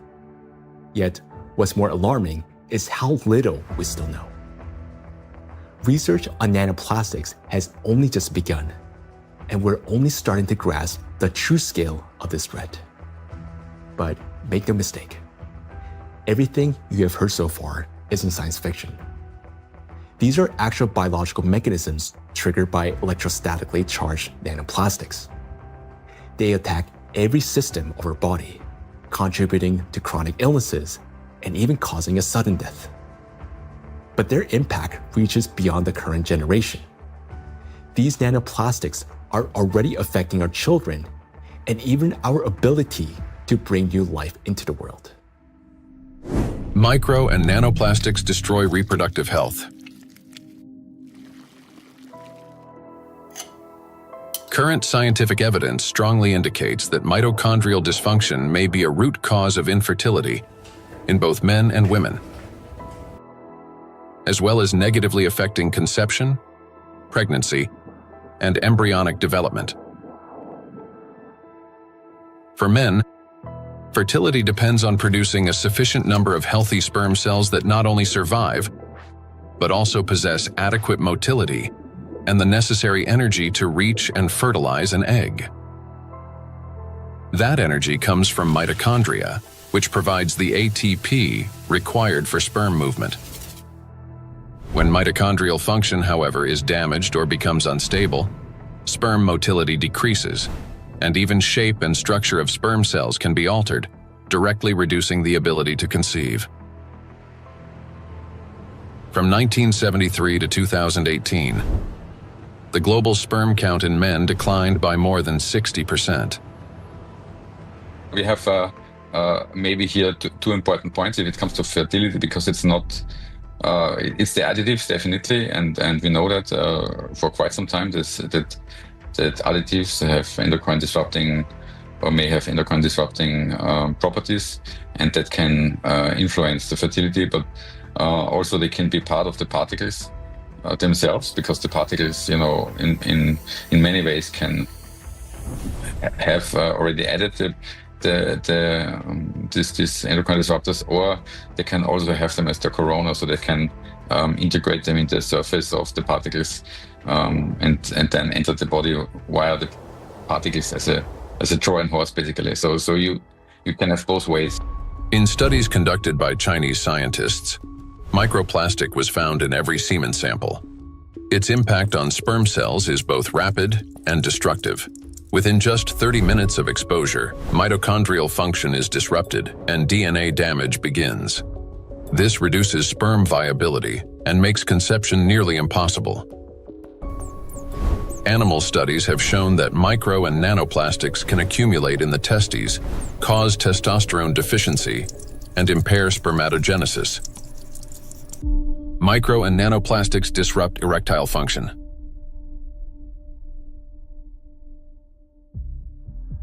Insufficient testosterone production can lead to infertility, reduced libido, erectile dysfunction, and in adolescence, delayed sexual development. Producing testosterone requires large amounts of energy in the form of ATP. Even small amounts of electrostatically charged nanoplastic entering the mitochondria can disrupt their function and decrease ATP production. This, in turn, can lower testosterone levels by 60 to 70%. Such a drop impairs blood flow in the corpora cavernosa, the structures of the penis responsible for erection. As a result, this leads to erectile dysfunction and ultimately to impotence. In addition, electrostatically charged nanoplastic interferes with nerve impulse transmission, which means that even in a state of sexual arousal, an erection does not occur. This has been confirmed by research from Anhui Medical University in China. In animals with chronic microplastic intoxication, erectile function was impaired after just 1 month. Results of a national study in Japan showed that erectile function and sexual activity are declining among the younger generation. Every third man in Japan, which is about 14 million individuals, suffers from erectile dysfunction. Moreover, young Japanese men, particularly those aged 20 to 24, exhibited decreased sexual desire, weak erections, difficulty reaching orgasm, and low levels of sexual satisfaction. In fact, the prevalence of erectile dysfunction in the 20 to 24 age group was 26.6%, which is almost equal to the 27.8% observed in men aged 50 to 54. This alarming trend is not confined to Japan only. Global research confirms that symptoms of erectile dysfunction affect up to 75% of men worldwide, showing that this condition is widespread and can impact men of any age in any region. In 1995, more than 152 million men worldwide suffered from erectile dysfunction. According to scientists' estimates, within 30 years, this number will approximately double. So think about it. If just one signal fails, the movement will not occur, a thought will not form, and an emotion will not arise. The same is true even for the most intimate aspect of human life. Everything depends on the precise coordination between neural and vascular connections. And it is this delicate connection that charged nanoplastics disrupt. Erectile dysfunction is no longer a rare condition. It has become a widespread reality, with symptoms now observed in 75% of men worldwide. Imagine jumping with a parachute that has 75% chance of not opening. Would you take that leap? That's how most of men feel today. The situation with female fertility is no less alarming. A 2025 study revealed the presence of microplastic particles in the follicular fluid of ovaries in 14 out of 18 women, with an average of more than 2,000 particles per milliliter. These data indicate that micro and nanoplastic particles can cross the blood follicle barrier. After entering the ovaries, micro and nanoplastic particles affect the egg cell and disrupt key mechanisms essential to the health of the female reproductive system. One of the most critical of these mechanisms is mitochondrial function. Each egg cell contains between 100,000 and 600,000 mitochondria, and the energy they produce is vital at every stage, from egg cell formation and maturation to fertilization, and the subsequent growth and development of embryonic tissues. Mitochondrial dysfunction caused by exposure to nanoplastics can impair egg cell maturation, reduce the likelihood of successful fertilization, and even lead to developmental arrest of the embryo. Accumulation of nanoplastics in reproductive organs can be one of the main causes of infertility. According to the World Health Organization, today, about 17.5% of adults, that is, about 1 in 6 people in the world, face infertility. Given the global spread of plastic pollution, Professor of Environmental Medicine and Reproductive Health, Dr. Shanna Swan predicts that by 2045, the world's population may become completely infertile. Micro and nanoplastics affect the emergence of life. During pregnancy, a woman's body creates ideal conditions for the growth and protection of the fetus. However, even the placenta, the body's primary barrier between mother and child, cannot stop plastic nanoparticles from crossing through. A research team led by Antonio Ragusa made a landmark discovery when they detected microplastic particles in the human placenta for the first time. Their findings showed that plastic can penetrate a place where no artificial material had ever been found before, the very environment where new life begins. I was in a wonderful place in Italy, in Sardinia, a place called Piscinas, in Sulcis, in the southwest of Sardinia, where the old mining areas are. It's a very remote, beautiful spot where there's nothing around for 6 or 7 kilometers. While I was walking, I suddenly saw these bright, colorful, sparkling things on the beach. I asked my wife, "What is this?" She looked at me a little puzzled and said, "Well, it's plastic." I said, "Plastic? How could plastic get here when there's nothing for 7 or 8 kilometers in any direction?" She looked at me again, with an expression that made it clear how little I understood, and said, "It comes from the sea, of course." And that's when something clicked in my mind. If plastic can spread through the ocean and end up in such untouched places, then it could also reach the inside of the womb, and so inside the bodies of babies. Naturally, from that intuition, I started pursuing this line of research. I'm a gynecologist. I help deliver babies. So I knew about plastics as much as everyone else, until a certain point. But I began reading and studying, and I reached out to some scientists who worked with microscopes. One of them was a brilliant professor working on the opposite side of Italy, in the marsh region. She used a Raman microscope. A Raman microscope allows you to examine tissues and determine whether they have plastics inside them. Now we call it plastics, for simplicity. But of course, the term plastics covers a wide range of materials. There are dozens and dozens of different plastics. Let's say they are tiny pieces, polymers, that is, infinitely repeated tiny pieces of certain materials that we use every day, throughout the day. So we sent placentas to this professor, and she did an excellent job. She was able to locate and identify plastics inside placentas for the first time. The article we published in 2021 caused a bit of a scandal because the idea of plastics inside the placenta, inside our babies, was shocking to people. Because the plastic we find in the oceans is the same plastic we ultimately find in children. Micro and nanoplastics affect a child in the womb.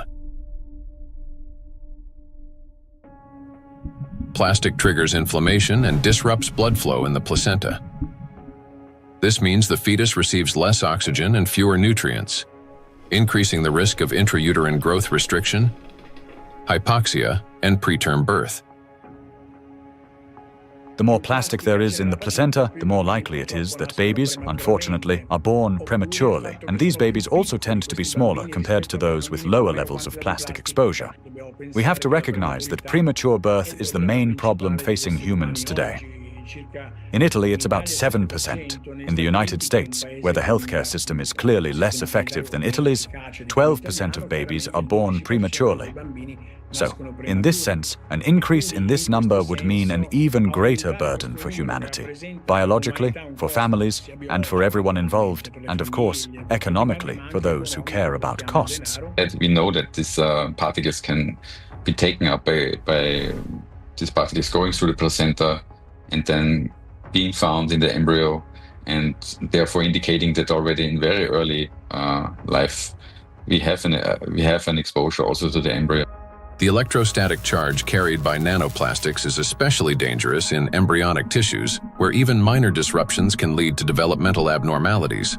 In other words, nanoplastics begin harming the child's body even at the very earliest stages of its formation. Over the past 2 decades, physicians have documented an alarming increase in congenital birth defects. For instance, Chinese researchers have found that in China, the rate of such defects has nearly tripled. Similar trends have been observed in other countries. One of the fastest-growing congenital abnormalities in newborns is gastroschisis, a defect of the anterior abdominal wall in which loops of the intestine and sometimes other organs protrude through an opening in the abdominal cavity. The prevalence of this defect has increased over the past 3 decades.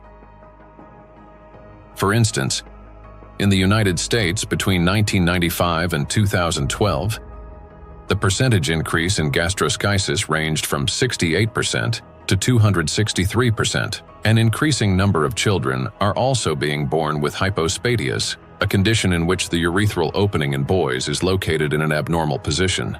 In the United States, the incidence of hypospadias has risen by approximately 17% over the past 20 years. A recent growing number of cases involving congenital heart defects, Down syndrome, and other developmental anomalies have also been reported.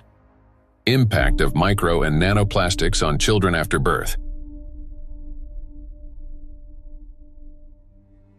After birth, children continue to be exposed to micro and nanoplastic particles.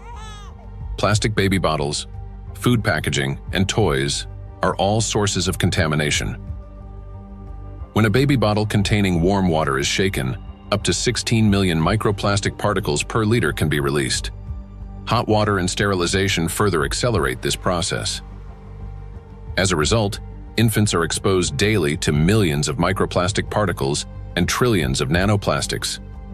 Scientists have even detected microplastic in human breast milk.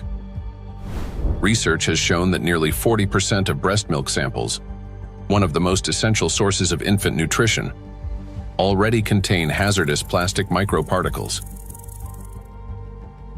Due to their higher metabolic rate and breathing frequency, children take in more air, water, and food per unit of body weight than adults. Consequently, at the same level of environmental contamination, their bodies absorb higher doses of microplastic. Moreover, the protective barriers in a child's body are not yet fully developed. This means plastic particles can penetrate tissues more easily and accumulate at higher concentrations. For example, in children under 2 years of age, the ethmoid bone is not yet fully formed, and its openings are wider, allowing plastic particles to pass more easily through the olfactory nerves directly into the brain. Plastic is an infiltrator, and it's mainly children who are affected by it. In our scientific article that drew a lot of attention and was widely cited, we called them cyborg babies, meaning babies who are made of organic material, but also inorganic material like plastic. These babies are smaller. They generally have smaller brains, and very few end up with lower levels of plastic in their bodies. They're not completely free of it, since plastic is everywhere, but with lower levels of plastic. Because of the electrostatic charge of micro and nanoplastic particles, as well as the presence of bisphenols and phthalates, the endocrine and reproductive systems of children are particularly vulnerable. These substances interfere with the formation and development of the reproductive organs, potentially leading to infertility later in life. Given scientific projections that by 2045 humanity could face widespread infertility, children born after 2020 may have a high likelihood of being unable to conceive their own offspring. I have 2 little daughters, and for me personally, everything we have just heard is terrifying. The truth is that we still don't fully understand the catastrophic consequences of our children being exposed to micro nanoplastics. Or, as Dr. Ragusa put it, they have become cyborg children. We're only beginning to grasp the full scale of this reality. And it is truly heartbreaking to look at small children and realize that they may never be able to have children of their own. Not to mention that their lives are already at risk today. The immune system is also at risk. In early childhood, it is still learning to distinguish between friends and foes. Exposure to microplastics can disrupt this process, increasing the risk of allergies, eczema, food intolerances, and even autoimmune diseases. But it also has long-term consequences by which cell programming determines diseases that will then manifest themselves when a person reaches adulthood. That is, at 40 or 50 years of age. And these are diseases that are currently overwhelming, if not outright damaging, our world. They're the so-called non-communicable diseases: obesity, hypertension, diabetes, and metabolic syndrome. A child's brain is especially vulnerable in the first years of life, a critical period of rapid nervous system development when neurons are formed and complex neural connections are established. However, electrostatically charged nanoplastic can interfere with these delicate processes by inducing inflammation, damaging immature nerve cells, and impeding their development. As a result, memory, attention, and learning abilities may be impaired, and emotional instability can arise.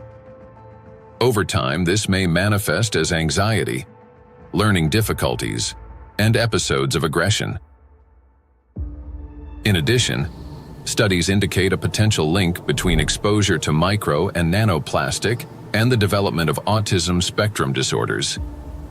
Given the breadth of damage that electrostatically charged micro and nanoplastics can inflict on the human body, the scientific community may need to examine their possible role in the rapid rise of autism more closely. For me as a father, it is heartbreaking to realize how truly defenseless our children are. Micro and nanoplastics start affecting them from the very moment of conception, persist throughout fetal development, and continue their impact after birth. Unfortunately, the illnesses that we have already discussed are not the only conditions that micro and nanoplastics can trigger in children. According to statistics, Sudden infant death syndrome is among the leading causes of mortality in infants under 1 year old. This is when a seemingly healthy baby dies unexpectedly, and the cause remains unknown even after all examinations. The number of such tragedies is rising rapidly. In the United States, for example, the number of sudden infant deaths has increased by 12% between 2020 and 2022. It is unbearably tragic when there's no way to protect a child. Micro and nanoplastics and sudden infant death syndrome. Since nanoplastics can cause chronic inflammation in any tissue they penetrate, they can disrupt the formation of neural connections even before birth, including in the regions of the fetal brain that control breathing and heart function. After birth, the damaging influence of electrostatically charged nanoplastics continues. An infant's nervous system is still developing and remains highly unstable. Therefore, even minor disturbances in signal transmission can lead to respiratory or cardiac arrest. These very functions are often impaired in infants who die from sudden infant death syndrome.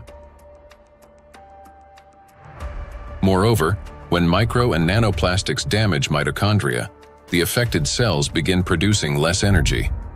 To compensate for this deficit, they increase the number of copies of mitochondrial DNA and expand their population of mitochondria.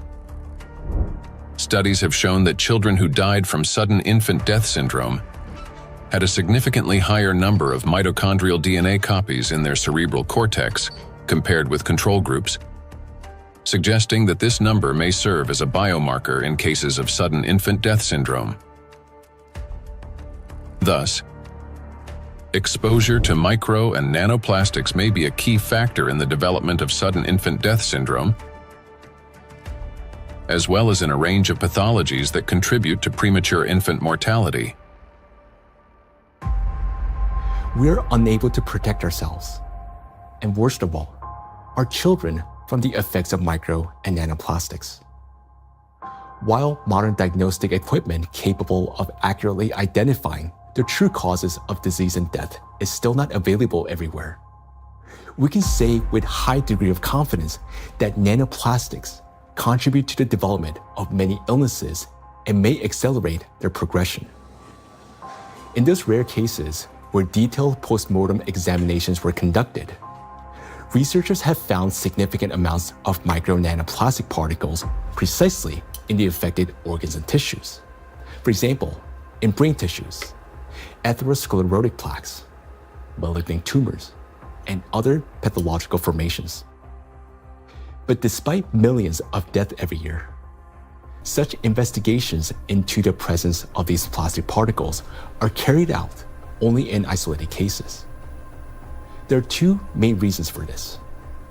First, many laboratories simply lack the equipment required to reliably detect micro and nanoplastics. Second, doctors and researchers, they rarely consider the possibility that these particles could potentially influence the development or outcome of the disease. Consequently, medical reports continue to list familiar diagnoses, although behind them may lie an overlooked factor: the impact of micro and nanoplastics on the human body. I understand that hearing this part of our investigation may have been very difficult. It was for me as well, believe me. But the impact of micro nanoplastics on all of us is not something we can continue to ignore. This is a crisis already underway, one that remained unnoticed for so long because the threat has been working silently within. Every day, and I'm not talking about every year or every month, but every single day, the amount of micro and nanoplastics around us continues to increase. Large plastic waste constantly breaks down into smaller particles, and these particles eventually enter our bodies through the food we eat, the water we drink, and the air we breathe. This means that with every meal, every sip of water, and every breath, huge quantities of nanoplastics enter our bodies and begin their destructive work. Their harmful effects on our cells grow in direct proportion to their concentration. And this is a scientific fact. What's even more alarming is that today, there is already so much micro nanoplastics accumulated in the ocean that it will be enough to destroy the entire biosphere, including humans, at least 3 times over. When we hear about threats of such magnitude, our instinct is to run away from them. And I understand that. It may feel like the only logical response is to eliminate plastic from our lives completely, or better yet, to take our family and move to some pristine corner of our planet. But would that really solve the problem? In fact, where could we possibly go to escape micro and nanoplastics? Finding solutions.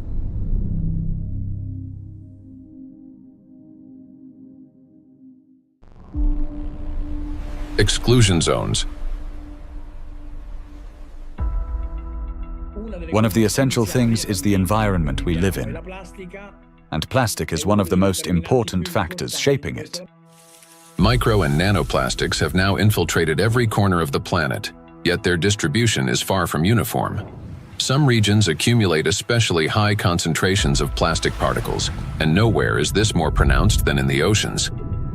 Each year, roughly 11 million tons of plastic waste enter the ocean. The equivalent of an Eiffel Tower made entirely of plastic plunging into the sea every 8 hours, or about 1,100 such towers annually. Initially, these towers consist of bottles, bags, fishing nets, and other plastic garbage. Over time, under the influence of sunlight, waves, and weathering, they fragment into billions of invisible killers, micro and nanoplastic particles.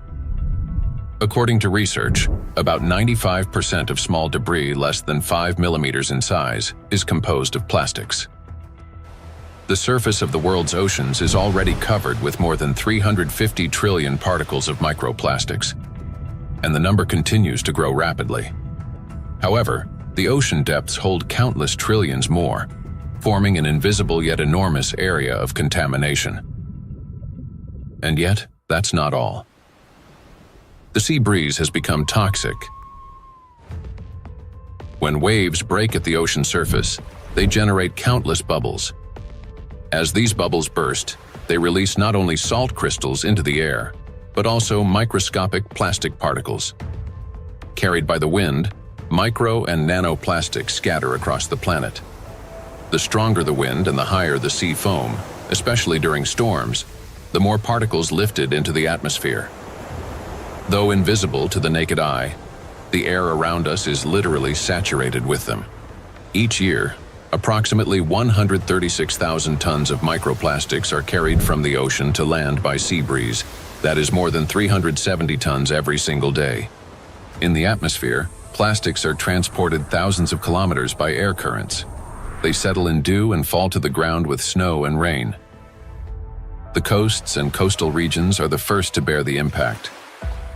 When people go to this seashore, for holiday, for swimming, to receive some sunlight, they always send me pictures of microplastics because all the seaside are full of microplastics. A study conducted in a coastal city in eastern China found that a person can inhale up to 1 million microplastic particles per year simply by spending time outdoors.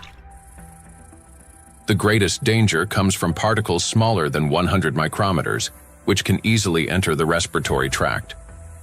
Because most of the coastal countries in the Mediterranean Sea don't have proper waste management system, so they release many huge amount of plastic waste into the Mediterranean Sea. This is the first reason. The second reason, we have 2 rivers in here in this part of the Mediterranean Sea, Seyhan and Ceyhan. These 2 rivers, in 2 of the 5 most polluted rivers in the Mediterranean Sea. Recycling actually makes those 2 rivers most polluted rivers in the Mediterranean Sea. They carry more than 5,000 tons of plastic waste into Mediterranean Sea every year. It's too much. And also, the coastline in the Turkish coast has pollution like 31 kilogram per kilometer per day. Every day, 31 kilogram of plastic waste reach that coast in 1 kilometer coastline. It's too much. Just imagine, one plastic bottle is 10 gram or 15 gram.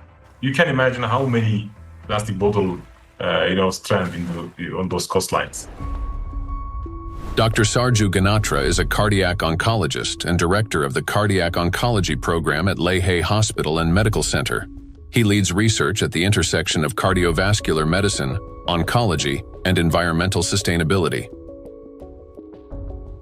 According to his study, which was presented to the American Academy of Neurology,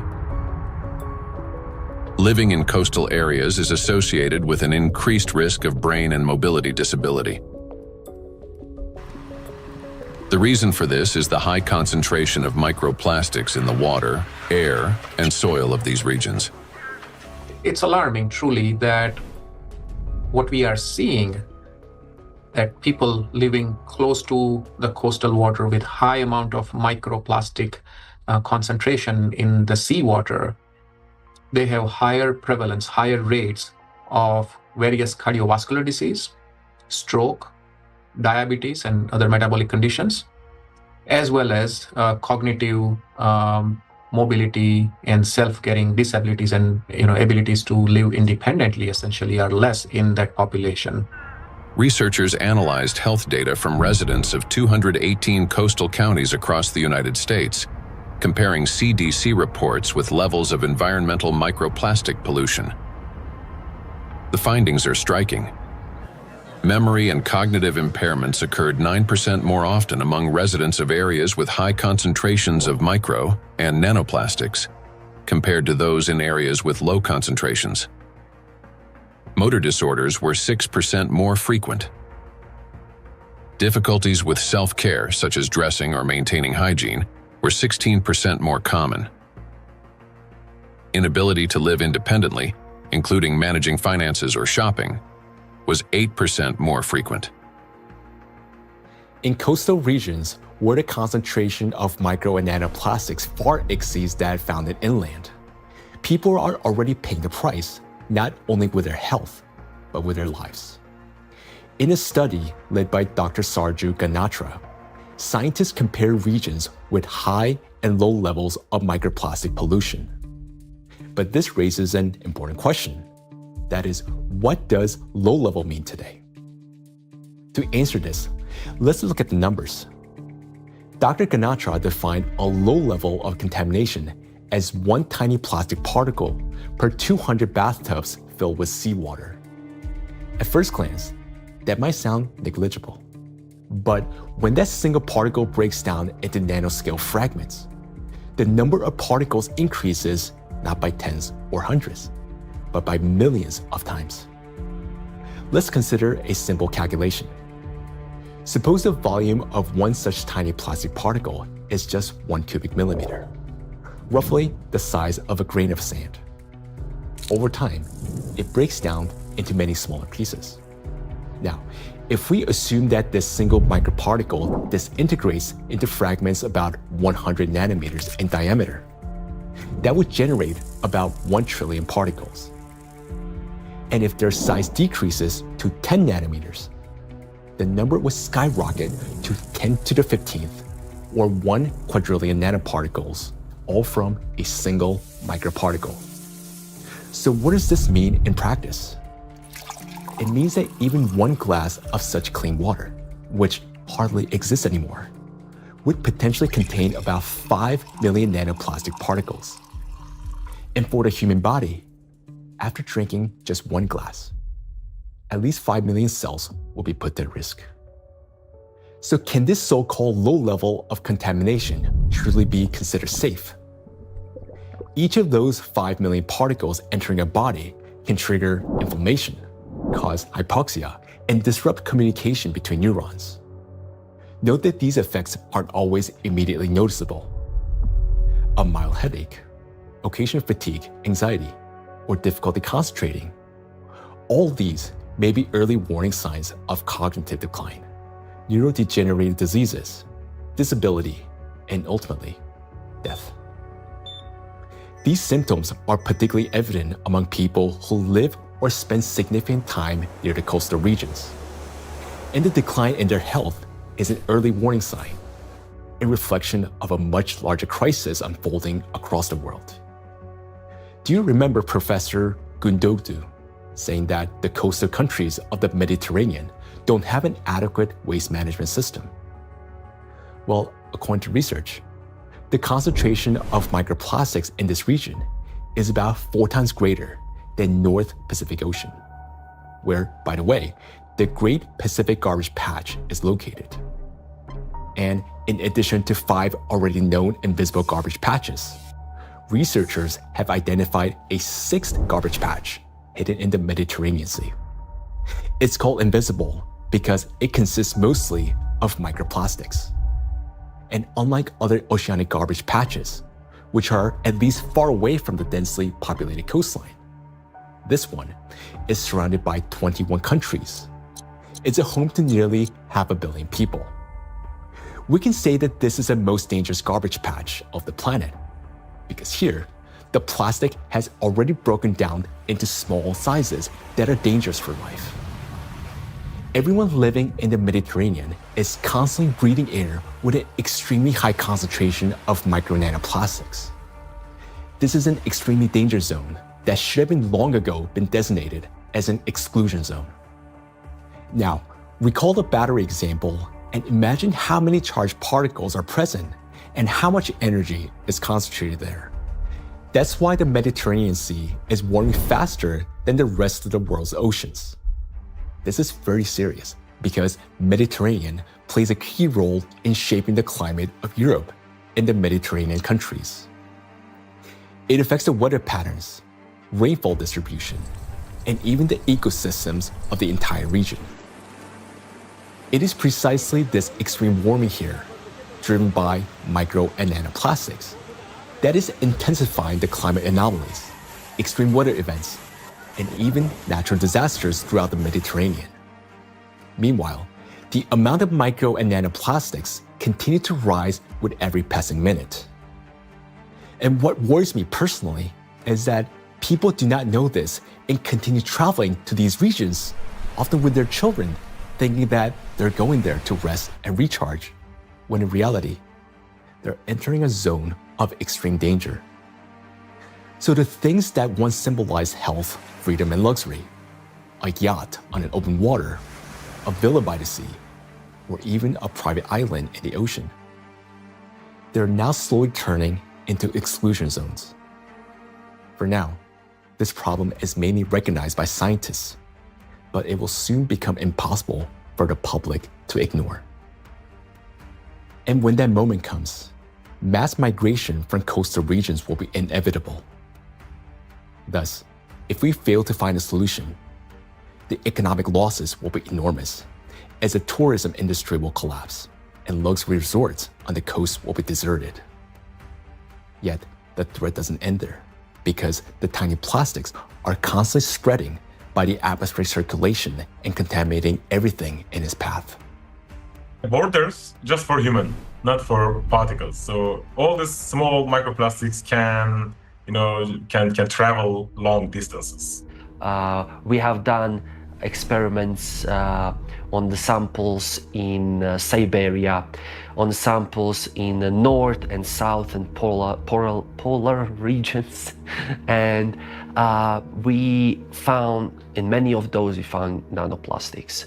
So most of the areas that are considered pristine are at least episodically polluted by nanoplastics via air. We measure around 20 nanograms per cubic meter of air on average. And this is pristine and clean air, and you think it is nothing here, but it's actually almost always something. Today, forests are also at risk of becoming exclusion zones, as they've already turned into massive reservoirs of micro and nanoplastics. I understand that our instinct, especially as parents, is to search for cleaner and safer places like coastlines and forests where the air feels fresher. But the paradox is that these very places have already become some of the most dangerous environments for human life. Let me give you an example. In a large city, an adult may inhale up to 106,000 microplastic particles during a 2-hour walk. Yet, in areas near the bodies of water, that number far exceeds that, and those 2 hours may be enough to trigger a cascade of diseases, whereas for some individual, a fatal outcome. It is important to understand that when a single micro or nanoplastic particles enters a cell, it destroys more than just that one cell. After the cell dies, the plastic particle is not eliminated from the body. It continues to move throughout the body, damaging other cells and triggering a chain reaction of destruction. This process is endless because plastics, as we know, can recharge and retain electric charge. The more microplastics enter a body, the faster this destruction spreads cell after cell, organ after organ. And time becomes critical here because our body has limited resources to fight this damage, while nanoplastics, they're not expelled. Instead, they continue to accumulate in ever-increasing quantities, destroying us from within. Nanoplastics are perfect killers not only of humans, but of the entire biosphere, and it's impossible to hide from them anywhere. They're literally pushing us out of the world we once knew. Micro nanoplastics are already affecting our planet as well as the climate. And moreover, they're intensifying already devastating natural disasters and contributing to the worsening geodynamic crisis. Climate and plastic in a single cycle of destruction. The world ocean is the largest system of our planet. It regulates climate and serves as the main source of oxygen. The ocean and the atmosphere form a single, interconnected climate system. Water has a remarkable ability to absorb and store immense amounts of heat, increasing its temperature only gradually. The accumulated heat is then evenly redistributed across the planet and transferred to the atmosphere. This property of the ocean to efficiently dissipate heat from the Earth's interior protects the planet from extreme temperature swings and helps stabilize the climate. But massive contamination of the oceans with micro and nanoplastics is disrupting this finely tuned mechanism. Electrostatically charged plastic particles bind water molecules, forming hydrate shells around themselves. This alters the physical and chemical properties of ocean waters. This has already reduced its thermal conductivity and created pockets of overheated zones where heat can no longer dissipate. Consequently, overall ocean warming is accelerating. This topic is explored in greater detail in the documentary Anthropogenic Factor in the Ocean's Demise. Excessive ocean heating, in turn, increases evaporation and disrupts atmospheric circulation. As a result, both the temperature and humidity of the atmosphere rise. Electrostatically charged nanoplastic particles act as condensation nuclei, causing moisture droplets to freeze at lower altitudes and at higher temperatures, 4 to 10 degrees Celsius. This accelerates cloud formation and contributes to abnormal weather events, large hail, extreme downpours, and disruptions of the hydrological cycle. Charged plastic particles are already influencing weather formation, affecting flight safety, cloud development, and even where and how the precipitation occurs. In other words, microplastic has already become a driver of climate instability. We know what particles doing in the air, they produce clouds. If we have a particle in the air, the water vapor sits on these particles and forming clouds. So therefore, we want to understand how much nanoparticles influence the formation of clouds. And therefore, of course, in the alpine region, it can trigger the cloud formation and so also thunderstorm or extreme weather events. When you have a big storm event, many micro nanoplastics get released from the environment when they have been trapped in the soil, in the riverbeds, on their surfaces and things like that, and get mobilized in the air. So you then after storm you have even more pollution. This process sustains itself, creating a feedback loop. ocean warming increases water evaporation. Even more nanoplastic rises into the air with the vapor, and even more energy accumulates in the atmosphere, further heating the ocean. According to data, every degree of warming increases air humidity by 7% and lightning frequency by at least 12%. Thus, more heat, more moisture, more plastic in the air, more lightning, and the cycle continues endlessly. Observed trends indicate that this energy buildup is accelerating exponentially. And with each passing year, climate anomalies are becoming more distinct and more destructive. We are seeing the hottest summer in Europe after having a record-breaking summer last year. Similarly, here in the northeast of US, we are seeing record-breaking temperature. Every year for last 2-3 years, we are saying, oh, this is the hottest day. And then the next year comes and there is a new hottest day. The nighttime temperature in Southeast Asia is not dipping at all in many places and kind of trapping the heat. So our body is not getting even that relief at nighttime. There is increase in air pollution. There is increase in all sorts of chemical pollution. And so if you think about this holistically, it's a huge impact on the planetary health. And I think this is a reminder that we are part of the planetary system. We belong to it. We are not separate from it. And until we think holistically, I think, we'll define one issue, we'll define one threshold, we'll continue to go after that, maybe even solve it scientifically. But until we think holistically and act holistically as a community, as a society, I think we are in trouble. We have reached a critical point where it's no longer possible to solve the climate crisis without simultaneously addressing the plastic pollution, and vice versa. The two are interconnected, each reinforcing the other. And as we continue to study this issue, the picture becomes even more alarming because we're now beginning to understand what is truly happening. I am. Both for myself and my family, but also for the future generations. There was a time where I thought that, the climate change is real, of course, but this is for future generations to be affected by, and I was still equally concerned. But in no time, and I would say in less than 5 to 10 years, we started from that mindset and time frame. Within 5 to 10 years, we started feeling it.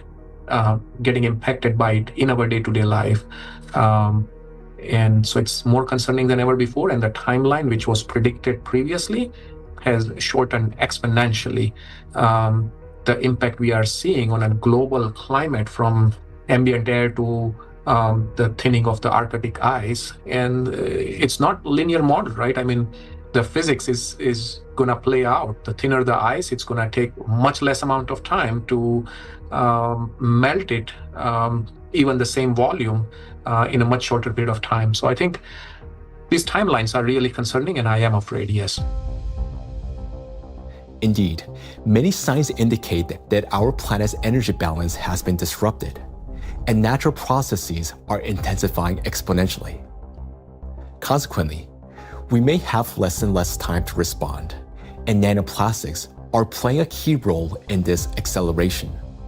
In the past, excess heat from the Earth's interior was removed gradually, step by step, yet effectively. It was first partially absorbed by the oceans, and then transferred into the atmosphere, and then finally released into the space. This sequential process prevented excess energy from accumulating within the Earth's interior or the atmosphere, allowing the planet to cool and reduce the thermal load on the inner layers. But today, this natural mechanism has been disrupted. Nanoplastics no longer merely affect the climate, but they also exacerbate the geodynamic crisis and intensify natural disasters by obstructing the release of heat from our planet's interior. The role of micro nanoplastics in this process is described in detail in the report on the progression of climate catastrophes on Earth and their catastrophic consequences. So our entire planet is contaminated with micro and nanoplastics, and we have nowhere to escape to. These particles are in us, in our children, disrupting and destroying more and more cells in our bodies. This is why confronting plastic pollution is no longer optional. It is essential for our survival. The first and most obvious step may appear to be eliminating the use of plastic and recycling the waste that has already accumulated. But we must ask ourselves, will that truly be enough? The illusion of addressing plastic pollution. Even if we were to stop plastic production today, even if the last plastic bottle we discard today, it's going to last there in our oceans for at least 400 plus years. And then the journey of micro nanoplastic begins. And so we have a poster in our cafeteria where we say that, you may not see your grandkids or great-great-great-grandkids, but I will, saying the plastic bottle. And I think that's true. If we look at the scale of plastic pollution in the oceans, it becomes clear that a complete cleanup can take millennia. Today, the world ocean contains about 200 million tons of plastic waste. Meanwhile, every year, around 20,000 tons are extracted. That's less than 1/100th of 1%, a negligible fraction compared to the existing volume. At this rate, fully cleaning the ocean would take about 10,000 years. And that's only if we stopped all plastic entering the ocean starting today. Plastics are entering the environment currently at a rate that far exceeds our capacity to remove it from the environment or to mediate the wastes. Let's assume humanity achieves a technological breakthrough, invests enormous resources, and increases cleanup efficiency 5-fold. Even then, the process would still take around 2,000 years. In reality, we cannot cope even with the current annual influx of pollution, let alone eliminate the consequences of what has been accumulating for decades. Not only are we unable to remove all the plastic that has built up in the biosphere, but attempting to do so could also endanger living organisms.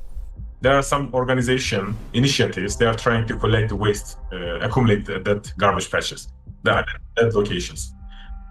They are also collecting nestone, the organisms living just the 15 centimeter of the first layer of top ocean.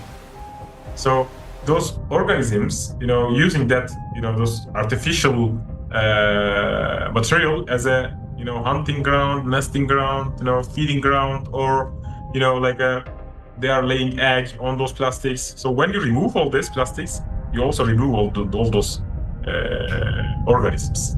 So because removal itself also another problem. So once plastics get in the environment, there is no proper and harmless way of removing these plastics from those environments. Moreover, a significant portion of plastics has already broken down into micro and nanoparticles that now lie on the seabed, drift through the water column, have entered the bodies of marine organisms, and become part of the global cycle of matter. These particles cannot be captured with nets or collected manually. This means that simple mechanical removal of plastics from the environment, even under the most optimistic scenario, will not solve the problem. We are no longer dealing with debris that can simply be picked up, but with nanoparticles carrying an electrostatic charge. This nanomaterial has already become embedded in every living thing on the planet. And even if we succeeded in removing every plastic bottle and every wrapper from the ocean, one question would still remain.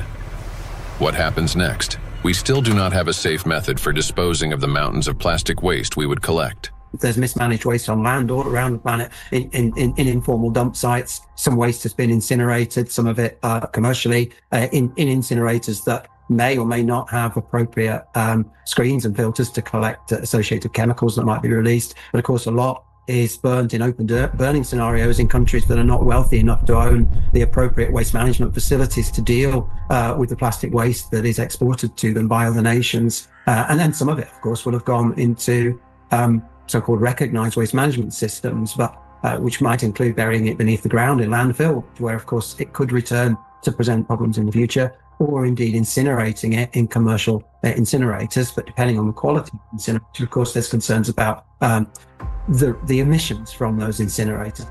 Burning plastics, whether in backyard fires or industrial incinerators, does not solve the problem. It merely transforms them into a more dangerous form.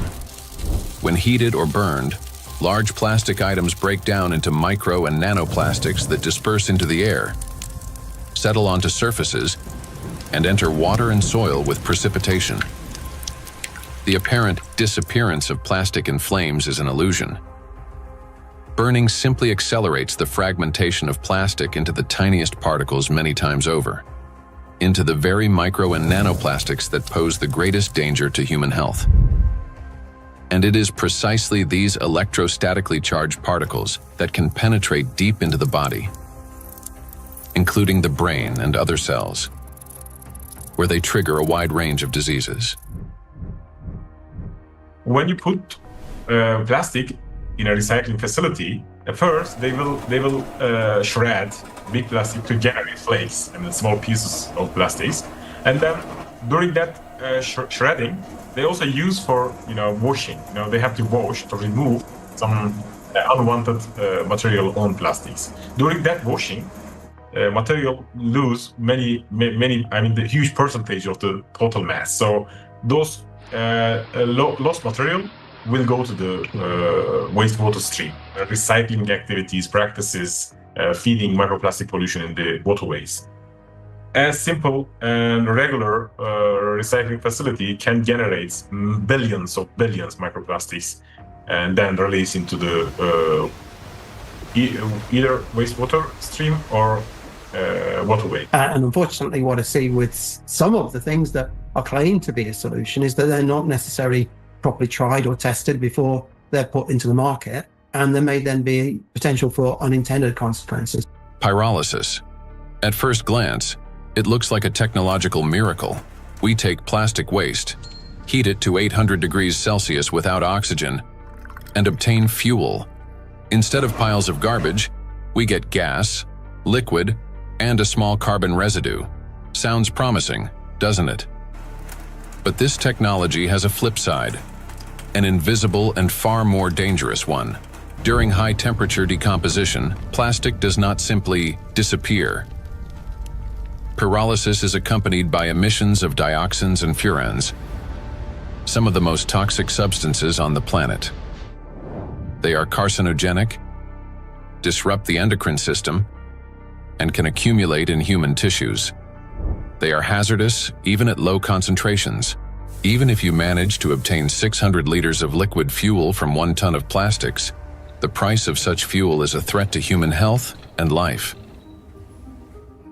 By relying on such disposal methods, we're only accelerating the transformation of plastics into an invisible, yet far more dangerous form.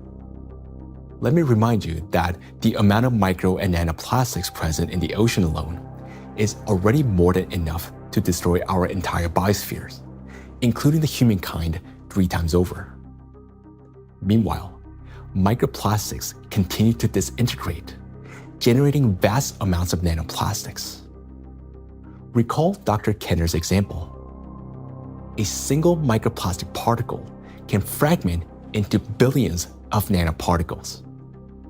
And with countless microplastics already present everywhere, constantly breaking down into even smaller fragments, this process is driving the destruction of humanity and of everything around us. Today, many people have started turning this crisis into a business, inventing all sorts of methods that supposedly remove microplastic from the body. And people are willing to pay large sums for these treatments. But the real question is, do they actually work? False hope. Today, in healthcare and even in some scientific circles, there's growing discussion about alleged methods to cleanse the human body of microplastics. A variety of approaches are being promoted, including plasmapheresis, hemosorption, mechanical filtration devices, dietary adsorbents, and so-called natural supplements claiming to detoxify the body. At first glance, it all sounds reasonable. If there's something toxic in the body, it should be removed. But the truth is that these methods don't actually solve the problem. I don't think any scientifically proven techniques exist to filter out the micro nanoplastic from the blood. It gets deposited in the organs themselves, which is not really something you can filter out by sending the blood to some filtration machine. Nanoplastics have already penetrated inside human cells. They are not just circulating in the bloodstream like an unwelcome guest you can simply escort out. They have become part of the body's internal environment. Yes, we can cleanse the blood with sorbents or filter plasma. But how effective can such procedures truly be? We started this plastic production and the usage of these materials, which have a lot of, positive effects. That we in the hospital, I just, when I look around in my, daily work environment, I guess that 80% of everything I touch in the hospital is of plastic, starting with my gloves. And probably 80-90% of the machine itself is made of the plastic. And that's a very important point for healthcare. What's more, the very solutions used for blood purification procedures also contain plastics. When you get sick, you are going to a hospital, you probably will go to the hospital for treatment, and then they will give you some solutions, some infusions, like they will put something inside your vein, and then they transfer some liquid from plastic package to your blood system. So those intravenous solutions has at least 62 microplastic particles per liter. So this is direct transfer exposure microplastic to human system, blood system. So we end up with a paradox. We are using plastics to try to eliminate the consequences of plastics. Such procedures may indeed reduce the overall toxic load, but they don't address the core issue. They don't extract plastic from cells, don't neutralize its electrostatic charge, don't restore disrupted signaling pathways, and don't protect the brain, immune system, or mitochondria. An individual has every right to try such methods. It is their personal choice, but it's important not to harbor illusions. Those procedures will not restore lost health. Moreover, plastic isn't just a material used for packaging and household goods. It is the backbone of modern industry, healthcare, transportation, electronics, construction, and even space technology. It's the second most common material on Earth after concrete, so it's extremely widespread. I think going forward, it's going to be really important that we retain the important uses of plastic, because plastics are not here the enemy. It's not a treaty about not producing plastics. It's a treaty about ending plastic pollution, not ending the production of plastics. And plastics have the potential to bring clear societal benefit. That is why the main goal today isn't to stop plastic production, but to find ways to reduce the impact of micro and nanoplastics on human health and the environment.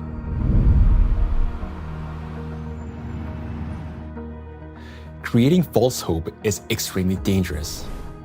It arises from a misunderstanding of reality and from basic ignorance. We must remember that the most dangerous plastic particles are those small enough to penetrate our cells. And once micro and nanoplastics enter our cells, they cannot be filtered out or removed. They become part of the body and slowly destroy us from within. The most serious problem is that we have no control over how much of this material enters us. Nanoplastics can even penetrate the skin, for example, when we swim in the sea or lie in the sun. And what can we do about nanoplastics that, once inhaled, travel directly to the brain and begin destroying neurons? Nanoplastics are among the most dangerous substances for the biosphere and for all life, including humanity. Yet, abandoning plastics altogether would be senseless because doing so would cause enormous global losses. Synthetic polymers, including plastics, form the backbone of countless modern industries, from medicine and nanotechnology to flexible electronics, neuromorphic hardware for AI, aerospace structures, automotive manufacturing and construction. Their versatility, ease of shaping and processing, compatibility with other nanomaterials, and scalability have made them the foundation of our modern progress. The solution, therefore, is not to eliminate plastics, but to ensure that they no longer threaten life. And the real path forward begins with understanding precisely what makes nanoplastics so dangerous.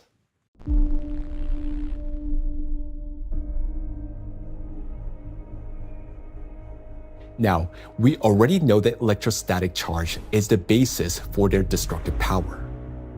It is this charge that allows plastic particles to cling to membranes, cross biological barriers, including the brain, bind to proteins, and interfere with genetic processes. The charge transforms plastic from something inert into a tiny, yet powerful destructive force within the biosphere and humankind. Understanding this, the scientific group of ALLATRA was the first to propose a strategic direction, that is, to deprive nanoplastics of their ability to accumulate and retain electric charge. Note that countless nanoparticles exist around us, yet most do not penetrate or destroy our cells. Only plastics do because of their electrolyte behavior. Thus, if we can eliminate this property, then we can turn micro-nanoplastics into inert and harmless particles that no longer pose danger to us or to the biosphere. Now, how did the scientific group of ALLATRA come to understand this and become the first to propose a solution? The answer goes back many years and to the work of Dr. Igor Danilov, a vertebrologist and researcher who spent many years studying spinal diseases. Over 20 years ago, he was actively engaged in scientific research focused on investigating degenerative processes in intervertebral discs. His work included a comprehensive experimental and clinical study to understand morphological and biochemical changes occurring in the nucleus pulposus, intercellular substance, and cartilaginous tissue of intervertebral discs. While studying cellular processes, Dr. Danilov focused on immune regulation and pathological reactions that could trigger cell degeneration. He noted that mitochondrial dysfunction was one of the main drivers of these changes, and this insight became the starting point for investigating what might be disrupting cellular function. Dr. Danilov frequently visited specialized laboratories, and in the course of detailed analyses, he found foreign particles inside the cells, which he later identified as plastic. This discovery became a key moment in his research, as he began to analyze possible mechanisms by which plastics affect cells. Through his investigations, Igor Danilov determined that the negative impact of tiny plastic particles on cells stems precisely due to the damage they cause to mitochondria. This conclusion was based on observations that cells containing these tiny plastic particles showed clear signs of mitochondrial dysfunction, which in turn exacerbated degenerative processes. Here, Igor Danilov suggested that the ability of plastic particles to penetrate cells may be due to their electrolyte behavior. That is, the ability to accumulate and retain electrostatic charge, which allows them to form a biological shell around themselves. This property enables the plastic particles to enter cells easily, avoid detection by the immune system, cross protective biological barriers, including the blood-brain barrier, disrupt normal cell function, and provoke degeneration and cell death. On this basis, Igor Danilov proposed that to neutralize these tiny plastic particles, we must deprive them of their ability to accumulate and retain charge. He shared his findings and projections about the harmful effects of tiny plastic particles with his colleagues from various medical fields, including surgeons, oncologists, cytologists, pathologists, and geneticists, as well as with biologists and chemists.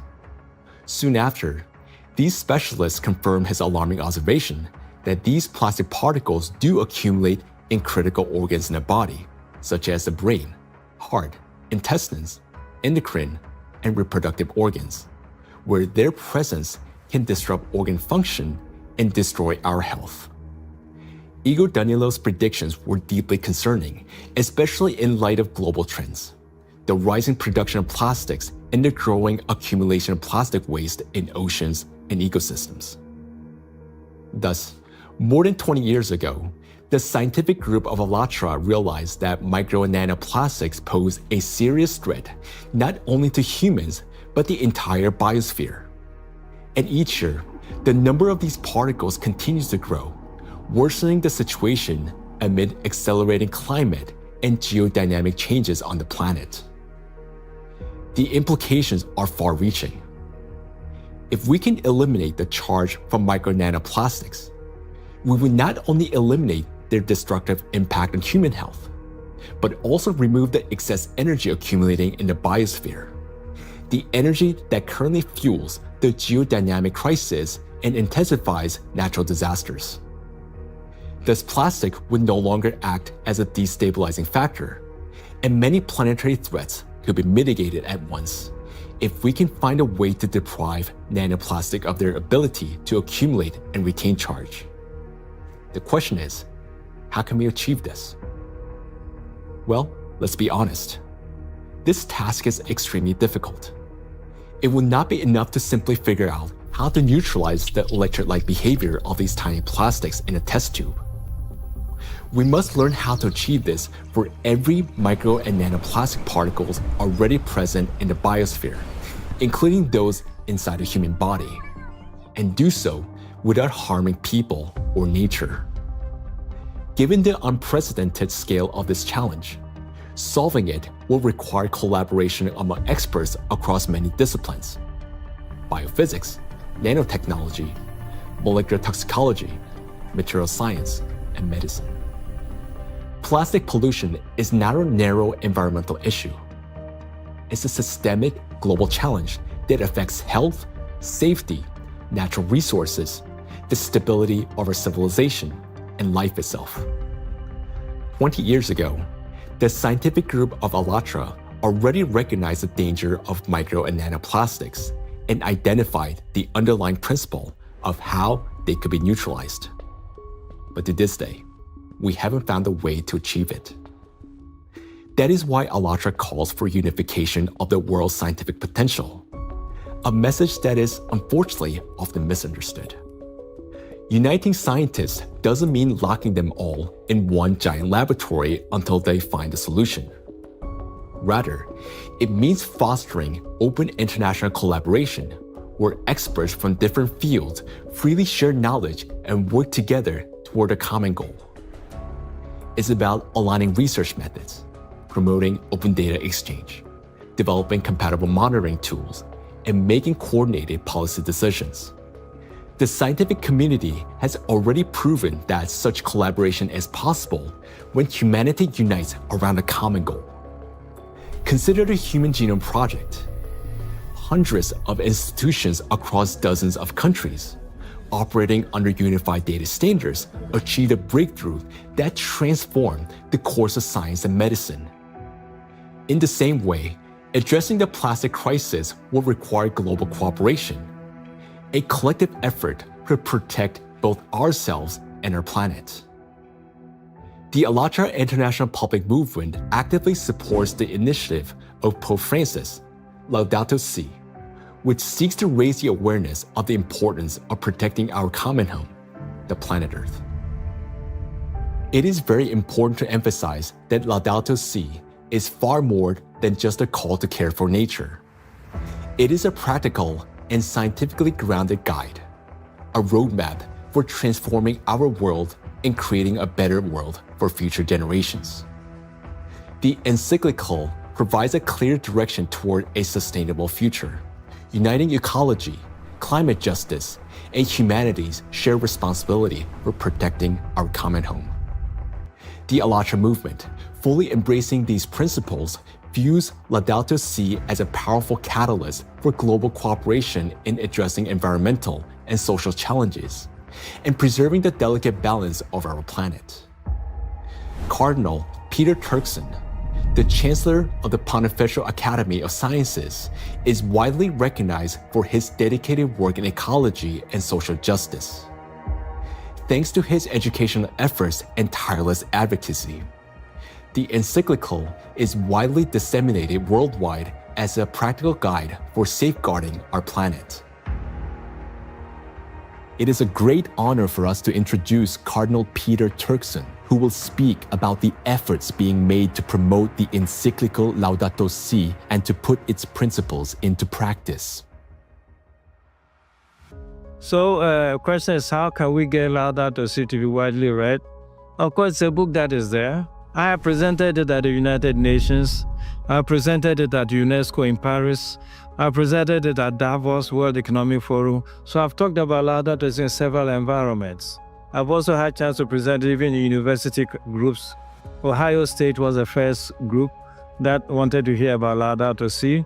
And since then, I've been in Dayton, I've been in San Diego. And therefore, to get Laudato Si well known, we decided to create what we call Laudato Si Action Platform, which identified, in fact, 7 actors of Laudato Si.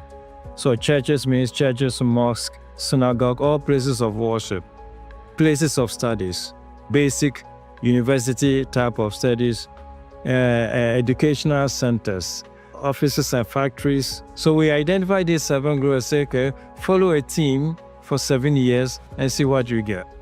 Okay, all of that was to popularize the content of the encyclical Laudato Si and to encourage and enable people to put it into action or practice. So it's not just something written, but something that's actionable. And 10 years now, okay, this is 2025. Laudato Si was published in 2015. It's difficult to identify or talk about places we still have not heard of it.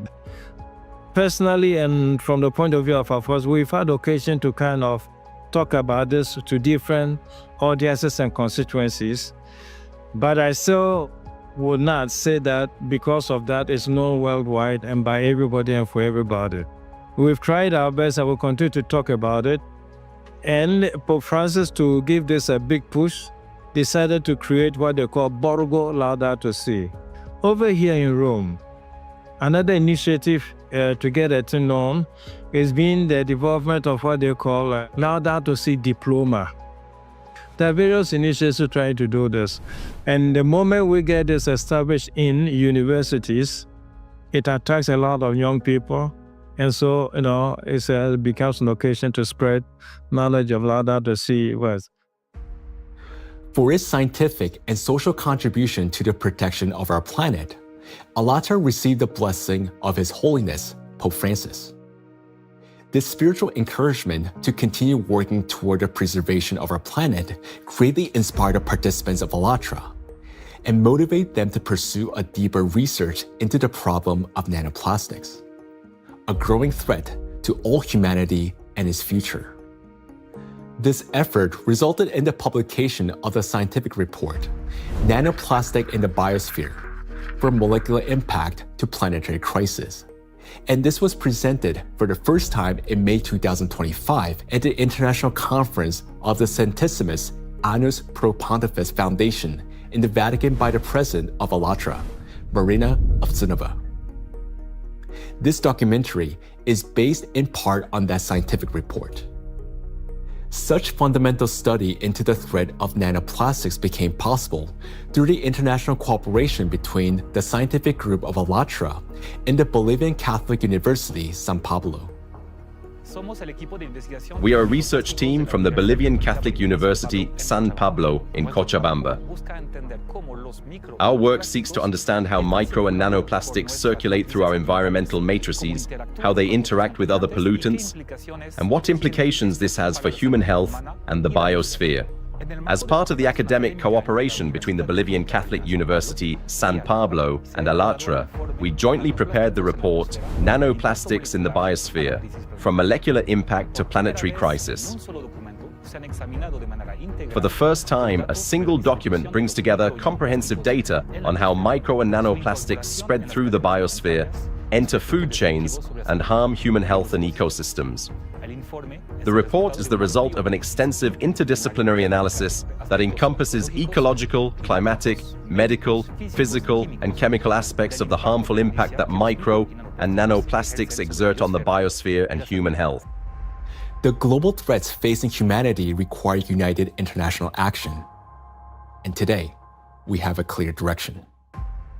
Thanks to the scientific group of ALLATRA, we not only recognize a problem, but understand its underlying physical nature, the electric charge that gives nanoplastics their destructive power. By addressing this cause, that is, by removing that charge and disarming the killer, we can give the biosphere and ourselves a chance to prevail. So we must use the time we still have. And this is not an exaggeration.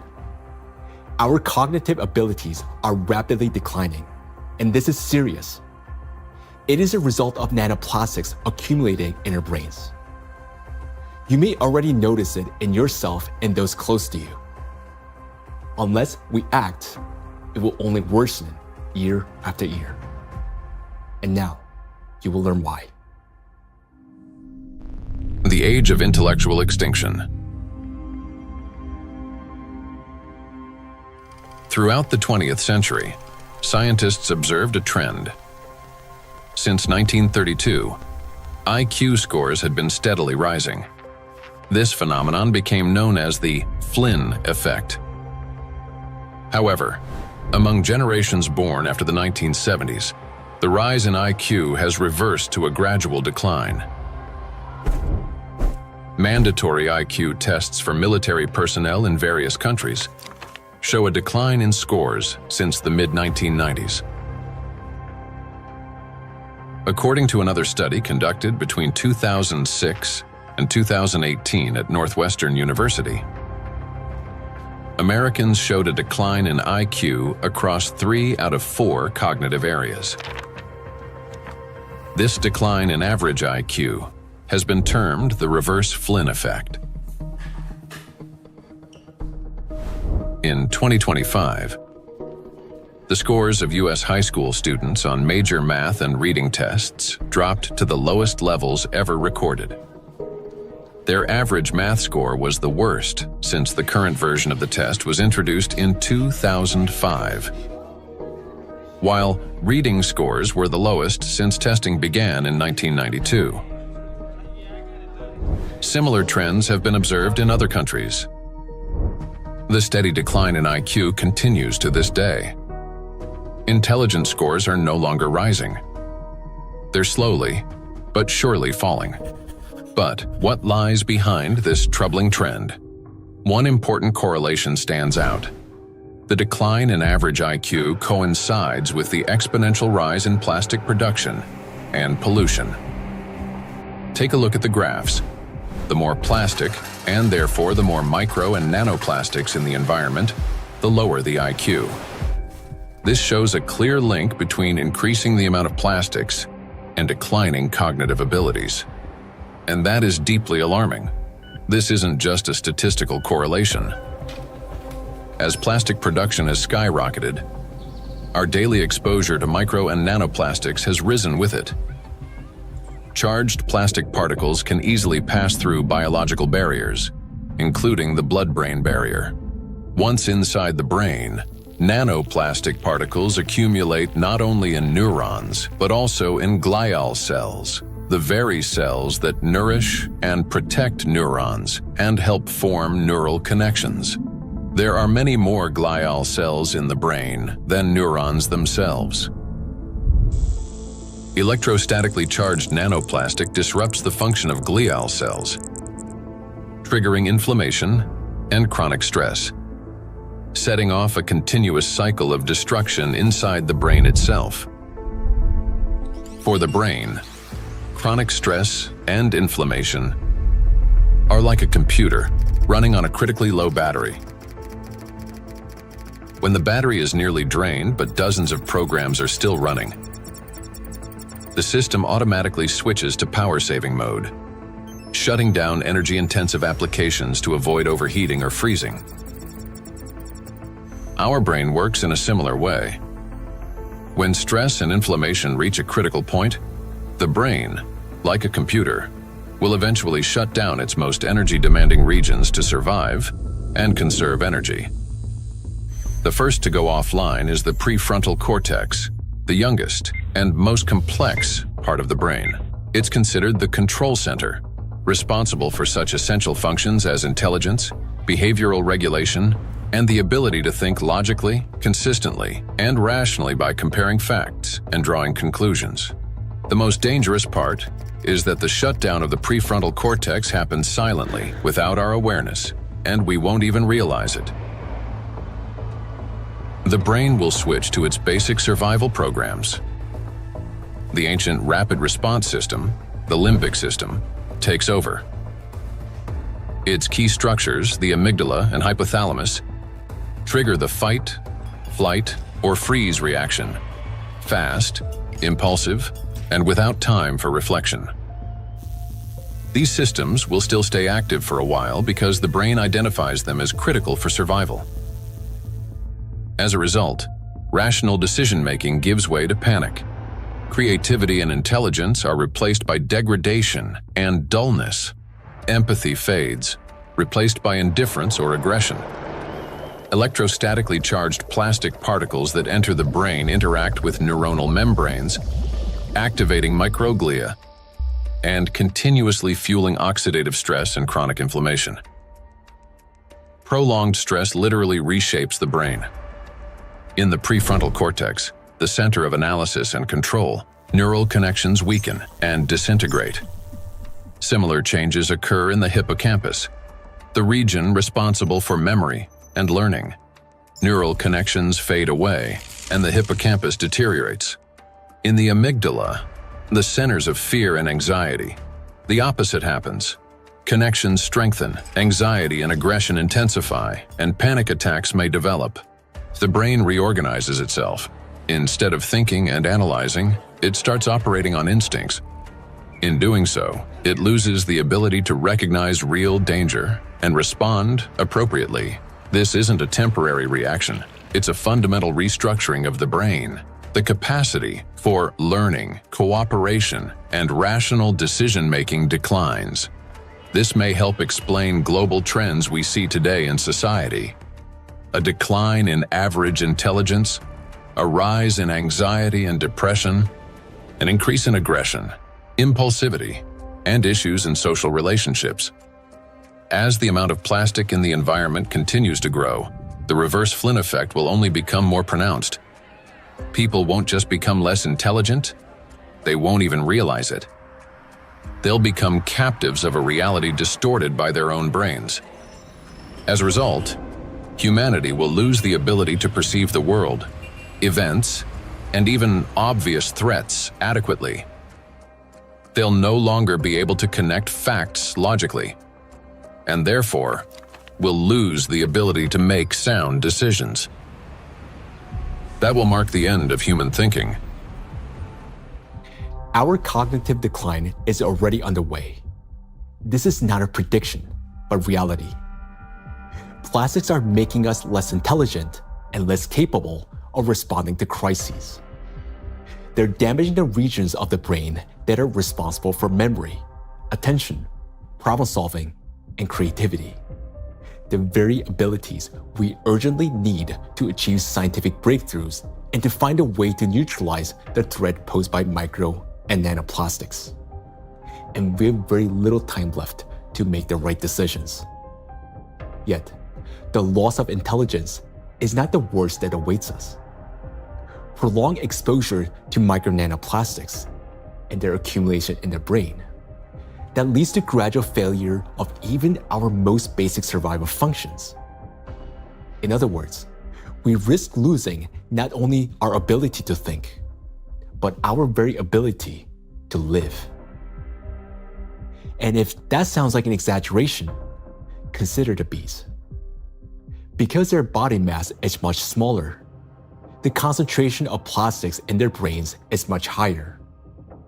They already live in the world that we are now rapidly entering. Microplastic can enter a bee's body through its thin cuticle, or along with food. and within just 72 hours, it reaches the brain.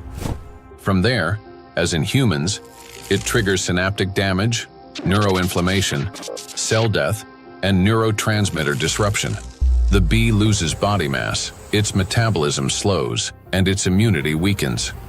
Its sense of smell, memory, and navigation begin to deteriorate, and bees stop recognizing their own colony and can no longer find their way back to the hive. With prolonged exposure to nanoplastic, the damage becomes fatal. The bee's nervous system collapses under the strain, and some simply drop dead in mid-flight. Look at this photo. You can see the brain of a bee that has been penetrated by nanoplastics. This amount of nanoplastics was enough to cause serious cognitive impairment in the bee. What is a critical point beyond which, like the bee, we stop recognizing the world around us and die on our way home? If nothing changes, this is a future that awaits us. It's also important to acknowledge that there is no safe level of these chemicals in the body. So while the manifestation may take time at a lower doses, it is not immune, that at lower dose it's safe to have that. And why is it important? I think it's important for so many reasons, because as soon as we define the threshold, various special interest groups would argue to keep micro nanoplastic concentration below that level, whether it's in soil or in water or whatever that is. And what does that mean? Is that we are allowed to have some degree of micro nanoplastic in our sources, air, soil, water, and so forth. But it's a cumulative impact, we have to remember. It's not a particular threshold at any given point in time in the source of whatever we are consuming, but it's a cumulative impact in our brain. And we don't know that, honestly, because it's the factor of time there is going to be different for bee than for a young child who doesn't have a fully developed brain versus an adult brain. Let us recall that a single nanoplastic particle in the human body is not equivalent to one dead cell. After destroying one, the same particle does not stop. It continues traveling through the body, killing one cell after another. So even the tiniest amounts of nanoplastics will damage the brain. And that's why there's no such thing as a safe concentration. And there will never be. The only difference lies in the rate of destruction. That is, the more nanoplastics there are, the faster the process. These plastic particles destroy the biosphere and the cells within our bodies. They damage organelles and biomolecules, including mitochondria and DNA, leading to reduced energy production, genetic mutation, the breakdown of neural connections, and the disruption of brain signals that regulate our organs and vital functions. All of this happens imperceptibly as we go about our daily lives. Yet, inside the brain, a silent systemic destruction is already underway. The question is, will we as humanity recognize the full scale of this threat in time and find a way to strip micro and nanoplastics of their ability to accumulate and retain electric charge? A threat that must not be ignored. The more I've learned about nanoplastics and how widespread they are and their harmful biologic effects, the more I am really, really concerned about just exactly what's going on, how much it's going to affect now us and future generations, and it's very sobering. And I think it's very important that people need to understand that it's maybe not a big, plastic part which is out there somewhere, but it's the breakdown of those particles, even smaller, of these products, in all the time smaller particles, which is then the big danger for us, and that is, I think, something which needs to go into the head of people, because then and in their minds, so they understand that this is might be an avalanche which comes down the road, but it will come. Or might come, if we don't do anything about it. So that's my point here. So we can't just leave it like that, The most frightening aspect is that nanoplastics interfere with the most fundamental processes of life. Their electrostatic charge breaks bonds, distorts bioelectric signals, and destroys the harmony that exists between cells and entire organisms. It also disrupts the impulse of life, the signal that links a bee to a flower, a tree to the forest, a neuron to the brain. It silences rhythms that have resonated in unison for centuries. This is a threat that cannot wait. It must be confronted now. It is a matter of survival. We can do as much, research and scientific community does whatever it does, but until this alarm goes to the public, nothing will change, right? It's not a science problem anymore. Science has clearly shown what it wanted to show.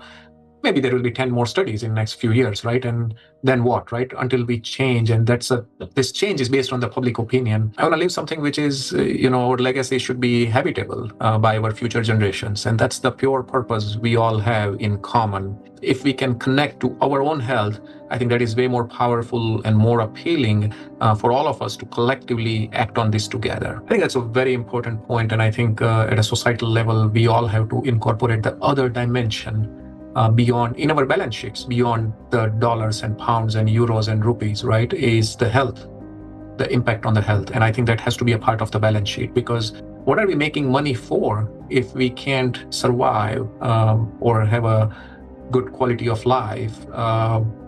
Then everything else is worthless for us and for the future generations. I think maybe a reason why I do that, to just show by example that we need to do that. It's my big, hope that I can contribute to a solution, and also to people thinking about it, talking about it, and acting accordingly to make this world a better place, and not just always a worse place for the future, especially for the next generations and for my son and for families, and of course all over the world to take care. And I'm trying to contribute the awareness of people, to explain, to show them the risks, and to make them understand the problem, the real extent of problem, to put them into action. So I just want to say one last word, that we only have one planet, and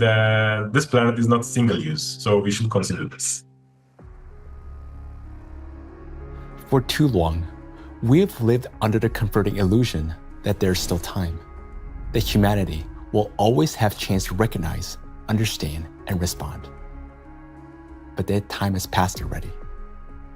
Our greatest challenge now is to find a solution before we cross the point of no return, while we still have both our intellect and the little time that remains.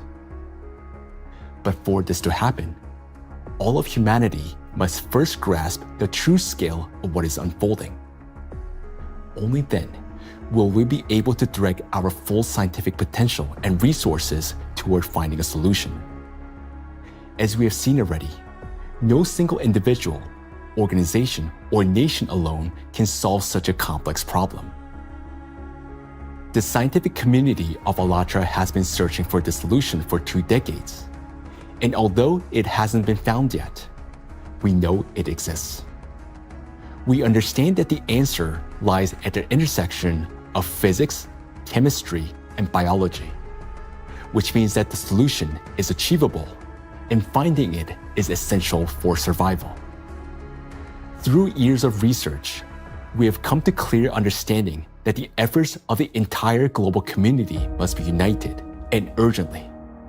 The challenge before us is enormous: to find a way to strip micro and nanoplastics of their ability to accumulate and retain electric charge across the entire biosphere, not just in a test tube or single organism. And to do so without harming humanity, the planet, or disrupting the Earth's magnetic field. Today, micro nanoplastics are present in every human being, including newborns taking their very first breath. In fact, unborn children developing in the womb are already exposed to these tiny particles, and even human eggs and semen are now contaminated and impacted by nanoplastics. For the first time in history, we face an enemy that threatens all life on the planet. And unless we change the course, this crisis will only deepen. Nanoplastics have indeed become the only true enemy of all humankind and each of us. I want to say that now is not the time for geopolitical rivalries or economic wars. It is not the time to build new empires. When one realizes that they're dying, it makes no sense to start building a new house, especially when no one will be left to live in it. And above all, we no longer have a time for military conflicts. There's no sense in killing one another when we're already being killed by a common invisible enemy, although some don't even realize it yet.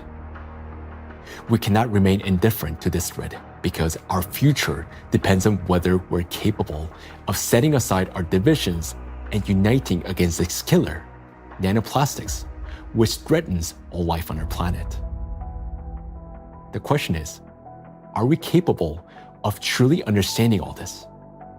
Or has nanoplastic already damaged our minds to the point where we don't even recognize the mortal danger hanging over humanity? If we can still see the reality for what it is, then we're obligated to act, to find a solution while we still can. We cannot shift this responsibility to the next generation, because if we fail to find a solution now, there will not be any true generation.